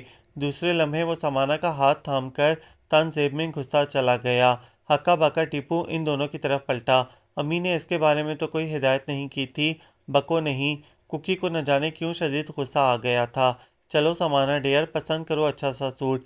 مجھے نہیں پتا، سمانہ جھنجھلا کر بولی۔ خجالت و شرمندگی سے اس کا چہرہ سرخ ہو رہا تھا۔ آپ کو ذرا شرم نہیں آتی؟ ٹیپو بھی وہیں تھا۔ اور کوکی آپا کیا سوچتی ہوں گی؟ یہ بعد میں سوچیں گے، پہلے کوئی سوٹ پسند کرو، سلمان نے اطمینان سے کہا۔ مجھے نہیں پتا۔ سمانہ کو پتا تھا واپسی پر رمنا اور ٹیپو کس طرح اس کا ریکارڈ لگائیں گے۔ سلمان نے اپنی پسند سے پنک سوٹ خرید لیا، جس پر دبکے کا خوبصورت کام ہوا تھا، ساتھ میں میچنگ چوڑیاں بھی۔ منگنی کی شام یہی سوٹ پہننا، بہت اچھی لگو گی۔ دیکھوں گی، وہ خفا سے لہجے میں گویا ہوئی۔ اچھا بابا، خفگی چھوڑو اور ایک ڈریس تحریم کے لیے پسند کر لو، سلمان نے کہا۔ مگر وہ تو مجھے پتا ہے وہ نہیں خریدے گی، سلمان نے سنجیدگی سے کہا۔ تو وہ قدرے سہولت سے لباس پسند کرنے لگی۔ اوائل بہار کی خوشبو میں بھیگی سبز ہوا مائل بشرارت تھی، بار بار اس کے آنچل سے لپٹ جاتی۔ ادھ کھلے گلابوں کی خوشبو کسی رازداں چنچل سہیلی کی طرح اس کے گالوں کو چھو جاتی تو اس کے چہرے پر ایسے ایسے رنگ بکھر جاتے کہ نگاہ ٹھہرانی مشکل تھی۔ وہ اپنے چہرے پر بکھرتے رنگوں کو محسوس کر کے جھینپ رہی تھی۔ کبھی آنچل میں چہرہ چھپانے کو ہاتھ اٹھاتی تو چوڑی کنگن ایک ساتھ نئی دھن سنانے لگتے، کبھی جھمکا اس کے کان میں سرگوشی کر دیتا۔ وہ ان سب کی شرارتوں سے تنگ آ کر شرماتی تو کبھی جھنجھلا جاتی۔ یار، یہ سمانہ کو کیا ہو گیا ہے؟ یہ اتنی خوبصورت تو کبھی نہ تھی، اس کی ایک سہیلی بڑی حیرت سے دیکھ رہی تھی۔ محبتوں کا اعجاز ہے میری جان، دوسری نے آہ بھری۔ اس پر تو لگتا ہے محبتیں کچھ زیادہ ہی اثر انداز ہو گئی ہیں، ورنہ منگنی تو ہماری بھی ہوئی تھی۔ پہلی کے لہجے میں ہلکی سی جلن تھی۔ ماشاءاللہ بھی تو کہہ دینا، کہیں نظر ہی نہ لگ جائے۔ پاس سے گزرتی رمنا نے کہا۔ وہ بہت مصروف تھی۔ تحریم اور وہ کچن میں لگی تھیں۔ مہمانوں کی تواضع کے لیے کچے قیمے کے کباب، چکن رول، سینڈوچز اور چائے گھر پر ہی تیار کیے تھے، جبکہ پھل، مٹھائی اور کوک ابھی ابھی زوار لے کر آیا تھا۔ تقریب کا انتظام لان میں ہی کیا گیا تھا۔ ماشاءاللہ کتنی پیاری لگ رہی ہو، مجھے اندازہ ہو رہا ہے تم دلہن بن کر کتنی خوبصورت لگو گی۔ اس نے دھیرے سے سمانہ کی بندیاں کو چھو کر کہا۔ یہ سمانہ کی وہی فرینڈ ارم تھی۔ ہمارے دلہا بھائی بھی کم نہیں ہیں، ایک دم شہزادہ لگ رہے ہیں۔ رمنا نے ٹکڑا لگایا، تو کہاں چھپا رکھا ہے، ذرا نکالو تو۔ سلمان آیا تو اس کی نگاہ گویا جم کر رہ گئی تھی۔ پنک سوٹ میں وہ اتنی مقدس اور پیاری لگ رہی تھی کہ وہ بے اختیار پوچھ بیٹھا، سمانہ یہ تم ہو؟ نہیں، سمانہ کا بھوت ہے۔ رمنا ہنسی۔ تم سچ مچ اتنی خوبصورت ہو یا مجھے لگ رہی ہو؟ وہ بے خود ہو رہا تھا۔ اللہ سلمان بھائی کچھ شرم کریں۔ کسی نے اس کا کندھا جھنجھوڑا۔ وہ جیسے ہوش میں آیا، پھر ڈھٹائی سے مسکرا کر بولا، شرم کیسی؟ اگر سمانہ واقعی اتنی خوبصورت لگ رہی ہے میں کیا کروں؟ دلہا بھائی آپ کو تو واقعی شرم نہیں آتی، کیسے سرے عام تعریف کیے جا رہے ہیں۔ کسی نے اعتراض جڑا، کسی غیر کی تو تعریف نہیں کر رہا، اور اول تو دلہا بنے نہیں ہیں۔ ہاں بن جائیں گے اگر سمانہ ابھی مان جائے تو۔ سمانہ کا سر مارے شرم کے گھٹنوں سے جا لگا تھا۔ اوف، فوراً انگوٹھی نکالے سلمان بھائی، آپ کی تو نیت بدل رہی ہے۔ رمنا ان کے پاس آ بیٹھی۔ انگوٹھی؟ سلمان اپنی جیبیں ٹٹولنے لگا۔ تبھی سارے بزرگ بھی آ گئے۔ سب ہی نے ان دونوں کے سروں پر پیار کر کے دعائیں دیں۔ انگوٹھی نکالیں سلمان بھائی، وہ تو شاید میں لانا ہی بھول گیا۔ سلمان نے بے چارگی سے کہا۔ کیا آپ انگیجمنٹ رنگ بھول گئے؟ سمانہ ڈیئر ابھی سوچ لو، کیسے بھلکڑ شخص سے واسطہ پڑا ہے، کل کلاں کو تمہیں نہ بھول جائیں۔ سمانہ کی سہیلی اس کے کندھے پر جھکی۔ ان کو کون بھول سکتا ہے؟ وہ منہ ہی منہ میں بدبدایا، پھر جیب سے انگوٹھی نکال کر اس نے تنبیہی نگاہوں سے سب کو گھورا۔ تم لوگ ورغلاؤ مت سمانہ کو، انگوٹھی پہنائیں انگوٹھی۔ شور بلند ہوا، لیکن اس سے پہلے ایک گانے کے بول سن لیں۔ وہ کیا کہا ہے کسی نے کہ ٹیپو نے باقاعدہ گا کر انہیں سنایا۔ جب جب کسی کی عقل جائے ماری، کرتا ہے پھر وہ شادی کی تیاری۔ جواباً زوار نے دھپ لگائی تھی، تم اسے الٹی پٹیاں مت پڑھاؤ۔ چلے نہیں پڑھاتے۔ ٹیپو نے اپنی گردن سہلائی، مگر اب ذرا جلدی کریں، کچن سے اٹھنے والی خوشبوئیں میرے صبر کا ضرورت سے زیادہ امتحان لے چکی ہیں۔ تمہیں تو ہر وقت کھانے کی سوچتی ہے۔ رمنا اور اس کی اپنی ہی نوک جھونک شروع ہو گئی تھی۔ چلو بیٹا بسم اللہ کرو۔ تائی اماں نے پیار سے اس کے سر پر ہاتھ رکھا۔ پلیز۔ سلمان نے اپنا ہاتھ آگے بڑھایا۔ سمانہ کے ہاتھوں میں لرزش سی اتر آئی تھی۔ اس نے دھیرے سے اپنا ہاتھ اٹھایا۔ اس سے قبل کہ سلمان اسے تھام کر انگوٹھی پہناتا، دروازے پر ہونے والی تیز دستک نے سب کو چونکا دیا۔ اس وقت کون آ گیا؟ ٹیپو جھنجھلایا۔ شاید کوئی مہمان ہو، جاؤ دیکھو، ابو نے کہا تو وہ دروازے کی طرف بڑھ گیا۔ فرمائیے۔ اس نے جھٹکے سے دروازہ کھولا، پھر ٹھٹک گیا۔ سامنے کھڑے اونچے لمبے نوجوان نے اپنا سفری بیگ ایک ہاتھ سے دوسرے ہاتھ میں منتقل کیا اور مسکراتی نگاہوں سے ٹیپو کو دیکھا۔ اگر میں غلطی پر نہیں ہوں تو تم ٹیپو ہو؟ اس کی آواز و انداز، مسکراتی آنکھیں اور وہی مہربان مسکراہٹ۔ ٹیپو نے الجھ کر اسے دیکھا۔ آپ؟ ٹیپو کا تحیر امیز استفہامیہ لہجہ نوواز کے لبوں پر مسکراہٹ کچھ اور گہری ہوئی۔ اندر تو آنے دو، بہت دور سے آیا ہوں۔ ٹیپو نے غیر ارادی طور پر رستہ چھوڑا۔ وہ مستحکم قدم اٹھاتا اندر آیا، پھر کسی تقریب کے اثرات دیکھ کر ذرا سا رکا۔ شاید میں بہت اچھے وقت پر آیا ہوں۔ کسی گہرے احساس میں گھر کر سب کے سب کھڑے ہو گئے، جن میں سر فہرست سلمان احمد صدیقی تھا۔ تم؟ سلمان کی سرسراتی آواز ابھری۔ نووارد کی آنکھوں میں تحیر امڑ آیا۔ تم یہاں؟ بیٹا کون ہیں آپ؟ ابو نے اضطراری انداز میں پوچھا۔ نووارد کے لبوں پر مزمل سی مسکراہٹ جاگی۔ میرا خیال تھا آپ لوگ مجھے پہچان لیں گے۔ اس کی متلاشی نگاہوں نے چاروں طرف سفر کیا، مگر کہیں ٹھہری نہیں۔ میں سلمان احمد صدیقی ہوں۔ ایک دھماکہ ہوا تھا۔ ایک لمحے کو تو سب کی سماعتیں بحری ہو گئیں۔ کیا کہہ رہے ہو؟ سلمان احمد تو یہ ہے۔ نووارد کی گہری نگاہیں سمانہ کے ساتھ کھڑے شخص پر رکیں، پھر وہ قدم قدم چلتا اس کے عین سامنے رکا۔ بتاؤ نا ان کو تم کون ہو؟ اس نے اسرار امیز لہجے میں کہا۔ سمانہ کے ساتھ کھڑے شخص نے انگوٹھی مٹھی میں بھینچ کر سمانہ کو دیکھا۔ وہ مضطرب سی کھڑی تھی، پھر وہ سر جھکا کر آہستگی سے بولا تھا، میں زنیر احمد صدیقی ہوں۔ احمد صدیقی ملتان کے بہت بڑے ذمہ دار تھے۔ ان کا پتہ بتانے کے لیے بس اتنا کہنا ہی کافی تھا کہ لال حویلی چلنا ہے۔ انہوں نے 2 شادیاں کی تھیں۔ ان کی پہلی بیوی ان کی تایا زاد تھی، مگر ایک بیٹی اور بیٹے کو جنم دے کر بیماری کے بعد رحلت فرما گئیں۔ کچھ عرصہ تو احمد صدیقی مرحومہ بیوی کی یادوں سے ہی نہ نکل سکے۔ پھر قریبی رشتہ داروں نے ان کی توجہ بچوں کی طرف دلائی تو انہیں بھی احساس ہوا کہ ان تمام ذمہ داریوں سے تنہا عہدہ برا نہیں ہو سکتے۔ ان کے حامی بھرتے ہی ان کے قریبی ماموں نے ایک دور پار کے رشتہ دار کی غریب و یتیم بیٹی کے ساتھ ان کا عقد ثانی کروا دیا۔ قدسیہ خاتون سمجھدار اور سلیقہ شار خاتون تھیں۔ انہوں نے نہ صرف حویلی کا نظم و نسق انتہائی خوش اسلوبی سے سنبھالا بلکہ بن ماں کے بچوں کو بھی محبت دینے کی کوشش کی تھی کہ اشفاق احمد اور ابصار احمد کی پیدائش کے بعد بھی ان دونوں بچوں پر ان کی توجہ کسی صورت کم نہیں ہوئی تھی۔ 4 سالہ ختیجہ نے تو بہت آسانی کے ساتھ انہیں ماں کی جگہ قبول کر لیا تھا، مگر احتشام احمد انہیں کسی صورت قبول نہیں کر پایا۔ نہ جانے کہاں سے ڈھیر ساری نفرت ان کے دل میں جمع ہو کر پروان چڑھتی رہی۔ باپ کے سامنے تو دم مارنے کی جرت نہ تھی، البتہ ان کی وفات کے بعد اس نے گویا سارے بدلے چکا دیے۔ احتشام احمد کی توجہ شروع ہی سے ذمہ داری کی طرف تھی، جبکہ اشفاق اور ابصار نے ملازمت کو ترجیح دی۔ باپ نے چاروں بچوں کی شادی اپنی زندگی میں ہی کر دی تھی۔ ذمہ داری مکمل طور پر احتشام احمد کے ہاتھ میں تھی۔ جیسے ہی احمد صدیقی نے آنکھیں بند کیں، احتشام احمد نے اپنے وکیل کو ساتھ ملا کر ان کی پوری وصیت ہی تبدیل کروا دی، جس کی روح سے چاروں بچوں کو جائیداد برابر تقسیم ہوئی تھی، مگر اب ساری جائیداد صرف احتشام احمد صدیقی کے نام تھی۔ قدسیہ بیگم بھونچکی رہ گئیں۔ وہ اچھی طرح سمجھتی تھی کہ احمد صدیقی کبھی اس طرح نہیں کر سکتے۔ ابصار احمد نے چاہا کہ وہ اس وصیت کو عدالت میں چیلنج کریں، مگر اشفاق احمد جو ان دنوں سائیوال اپنی ملازمت کے سلسلے میں مقیم تھے، ان سب کو وہیں لے گئے۔ شوہر کی وفات کے ساتھ ساتھ عمر کے اس آخری دور میں قدسیہ بیگم کو لال حویلی سے دربدری کسی صورت گوارا نہ تھی، سو لال حویلی سے نکلنے کے بعد محض 1 سال تک زندہ رہ سکی تھیں۔ احتشام احمد نے ختیجہ کو، جو اپنے شوہر کے ساتھ حویلی میں ہی مقیم تھیں، صاف کہہ دیا تھا کہ اگر وہ اشفاق و ابصار کے ساتھ تعلق رکھیں گی تو انہیں احتشام احمد کو چھوڑنا ہوگا۔ ختیجہ بھائی کی اس درجہ سنگ دلی پر دل محسوس کر رہ گئیں، مگر وہ کسی طرح چھوٹے بھائیوں کو چھوڑ نہیں سکتی تھیں، سو احتشام احمد سے چوری چھپے چھپے ان سے ملتی رہیں، یہاں تک کہ جب تحریم پیدا ہوئی تو انہوں نے چپکے سے اپنے اکلوتے بیٹے سلمان احمد کے نام کی انگوٹھی اس کی انگلی میں پہنا دی تھی۔ جوانی کی دہلیز پر قدم رکھتے سلمان کے ذہن میں انہوں نے پوری طرح یہ بات بٹھا دی تھی کہ اس کی شادی بس تحریم کے ساتھ ہوگی۔ وہ جب بھی سائیوال سے واپس آتیں تو سلمان کو تحریم کی ایک ایک بات بتاتیں۔ یوں سلمان کے ذہن و دل میں ایک تصویر سی بنتی چلی گئی، وہ یوں چلتی ہے، یوں بات کرتی ہے، اسے یہ پسند ہے، یہ ناپسند، مگر اس سے قبل کہ ختیجہ بھائی کو اس رشتے کے بارے میں بتاتیں، ہلکا سا ہارٹ اٹیک بہانہ بن گیا۔ تب تک وہ اپنی دونوں بیٹیوں کی شادی کر چکی تھیں۔ سلمان احمد امریکہ پڑھنے چلا گیا تھا۔ جب باپ اور ماموں نے اس کی شادی کرنا چاہی تو اس نے وہیں سے انہیں اپنی اور مرحومہ ماں کی پسند بتا دی۔ احتشام احمد تو گویا بھڑک اٹھے۔ سلمان کے والد نے اس سلسلے میں چپ سادھ لی تھی۔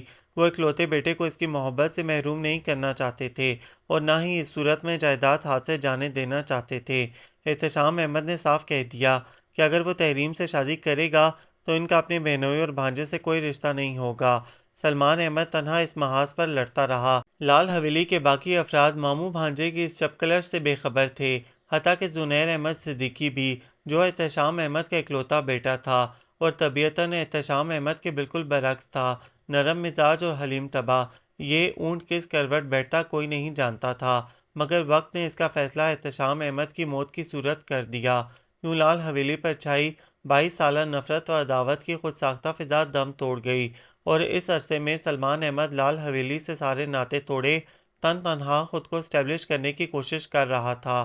حویلی کے سارے معاملات اب زنیر احمد صدیقی کے ہاتھ آ گئے تھے۔ تب آصفہ بیگم نے 22 سالوں پر محیط یہ کہانی زنیر احمد صدیقی کے گوش گزار کر دی۔ وہ بھونچکا رہ گیا، وہ جانتا ہی نہ تھا کہ اس کے چچا بھی موجود ہیں۔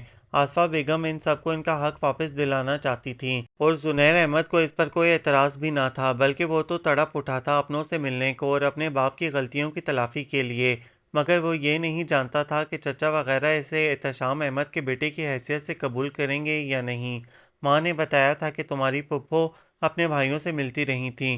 سلمان نہ جانے کہاں غائب تھا کہ اس نے سارے رابطے ہی توڑ لیے تھے، سو اس نے سلمان کی حیثیت سے وہاں جانا مناسب سمجھا۔ اسے تو وہم و گمان میں بھی نہ تھا کہ سلمان اور تحریم کے درمیان کوئی رشتہ بھی ہے، وہ تو بس ان لوگوں میں اس طرح شامل ہو جانا چاہتا تھا کہ وہ لوگ کسی صورت اسے خود سے الگ نہ کر سکیں۔ پھر وہ سب ہوتا چلا گیا اور اب وہ ان سب کے سامنے سر جھکائے مجرم کی طرح کھڑا تھا۔ کھلی ہتھیلی پر دھری انگوٹھی پر وہ نظریں جمائے سوچ رہی تھی کیا خوابوں کے مقدر میں بس حق ہونا ہی لکھا ہے؟ تو پھر یہ آنکھیں خواب کیوں پروتی ہیں؟ بے مہر ہواؤں کے سامنے چراغ اپنا وجود کھو دیتے ہیں تو ہمارے وجود میں کھڑکیاں سی کیوں کھلتی ہیں؟ سلمان احمد صدیقی: اگر یہی سب کرنا تھا تو میرے سنسان رستوں میں خوشبو کیوں بکھیرتے رہے؟ ہونا تو یہ چاہیے تھا۔ کوکی آپا، رمنا آندھی و طوفان کی طرح بھاگتی آئی تھی۔ اس نے مٹھی بند کر کے اس کی طرف دیکھا۔ کوکی آپا، وہ اس کی سانس الجھ رہی تھی۔ کیا ہوا؟ اس نے رسانیہ سے پوچھا۔ کوکی آپا، سلمان بھائی آئے ہیں۔ نہ جانے کیوں وہ بار بار ہنستی تھی اور پھر رو دیتی تھی۔ کوکی نے اس کے عقب میں دیکھا۔ کیا وہ کہیں گئے تھے؟ کوکی آپا، وہ سلمان بھائی نہیں تھے۔ سلمان بھائی اب آئے ہیں۔ کیا کہہ رہی ہو رمنا؟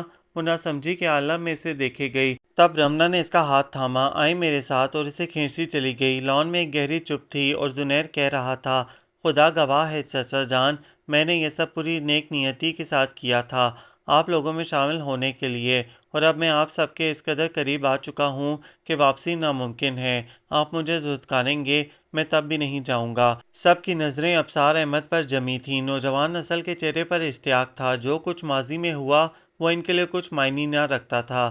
یہ خوبصورت نوجوان ان کا کزن ہے، وہ بہت پہلے اسے تسلیم کر چکے تھے، خواہ کسی بھی حیثیت سے صحیح۔ سمانہ کی آنکھوں میں سہما سا خوف اتر آیا تھا اور وہ ٹکٹکی باندھے باپ کا چہرہ دیکھ رہی تھی جن کے ہونٹوں پر چپ تھی، گہری چپ۔ کوکی عین سلمان کے عقب میں رکی تھی اور سلمان گویا اسے اس کی خوشبو سے پہچان گیا تھا، تب بھی تیزی سے پلٹا۔ نظروں سے نظریں ملیں اور اس نے بے اختیار پکارا، کوکی، اور تحریم نے لڑکھڑا کر سہارے کے لیے رمنا کا ہاتھ تھاما تھا۔ سلمان کے لہجے میں وہی شدتیں تھیں جو اس کے لفظوں میں نظر آتی تھیں۔ اس کی آنکھوں میں تحیر امیز اشتیاق تھا جس کے عقب سے محبت اپنی تمام تر بے قراری کے ساتھ جھانک رہی تھی۔ تحریم کا وجود ساکت ہو گیا، اس کا دل دھڑک دھڑک کر کہہ رہا تھا، یہی تو ہے۔ تب ہی ابصار احمد نے سر اٹھا کر سب کو دیکھا، تب بھی ان کے لبوں پر لطیف سی مسکراہٹ بکھر گئی۔ وہ تو ٹھیک ہے زنیر بیٹا، مگر پہلا حق تو کوکی اور سلمان کا ہے نا؟ فضا ایک دم مہک اٹھی تھی، ایک شور سا اٹھا تھا، انگوٹھی نکالیں سلمان بھائی، انگوٹھی۔ وہ دونوں ایک ساتھ بول اٹھے، اوفو، ہم اصلی سلمان سے کہہ رہے ہیں۔ سب نے حسب توفیق زنیر کو گھورا، مگر میں انگوٹھی تو لایا ہی نہیں۔ سلمان پریشان ہوا، اب انگوٹھی کہاں سے لائیں؟ سلمان، میرا مطلب ہے زنیر بھائی، آپ ہی ذرا سی دیر کو انگوٹھی دے دیں، رمنا نے کہا۔ نہیں بھائی، ہم تو اپنی انگوٹھی نہیں دے رہے، زنیر نے صاف انکار کر دیا۔ ہائے انگوٹھی! چاروں طرف انگوٹھی کی ڈھنڈیاں مچ گئی تھی۔ کوکی نے دھیرے سے اپنی ہتھیلی سلمان کے سامنے کھولی۔ سلمان نے چونک کر دیکھا، پھر اس کی ہتھیلی سے انگوٹھی اٹھا کر اس کی انگلی میں پہنا دی۔ میں نے کہا تھا نا، میں سرخ گلابوں کے موسم میں آؤں گا۔ سلمان نے جھک کر سرخ گلاب کی ادھ کھلی کلی توڑی اور اس کے بالوں میں سجا دی۔ تحریم کو لگا سرخ گلابوں کا موسم اس کے آنگن میں ہی نہیں، دل میں بھی آ ٹھہرا ہے۔ یہ پیارا سا ناول آپ سب کو کیسا لگا؟ کمنٹس میں اپنی تفصیلی رائے سے ضرور آگاہ کیجیے گا، ہمیں انتظار رہے گا۔ ہمارے چینل کو سبسکرائب کریں اور بیل آئیکن ضرور پریس کریں تاکہ ہر نئی آنے والی ویڈیو کی نوٹیفیکیشنز آپ کو ملتی رہیں۔ لائک اور شیئر بھی ضرور کریں۔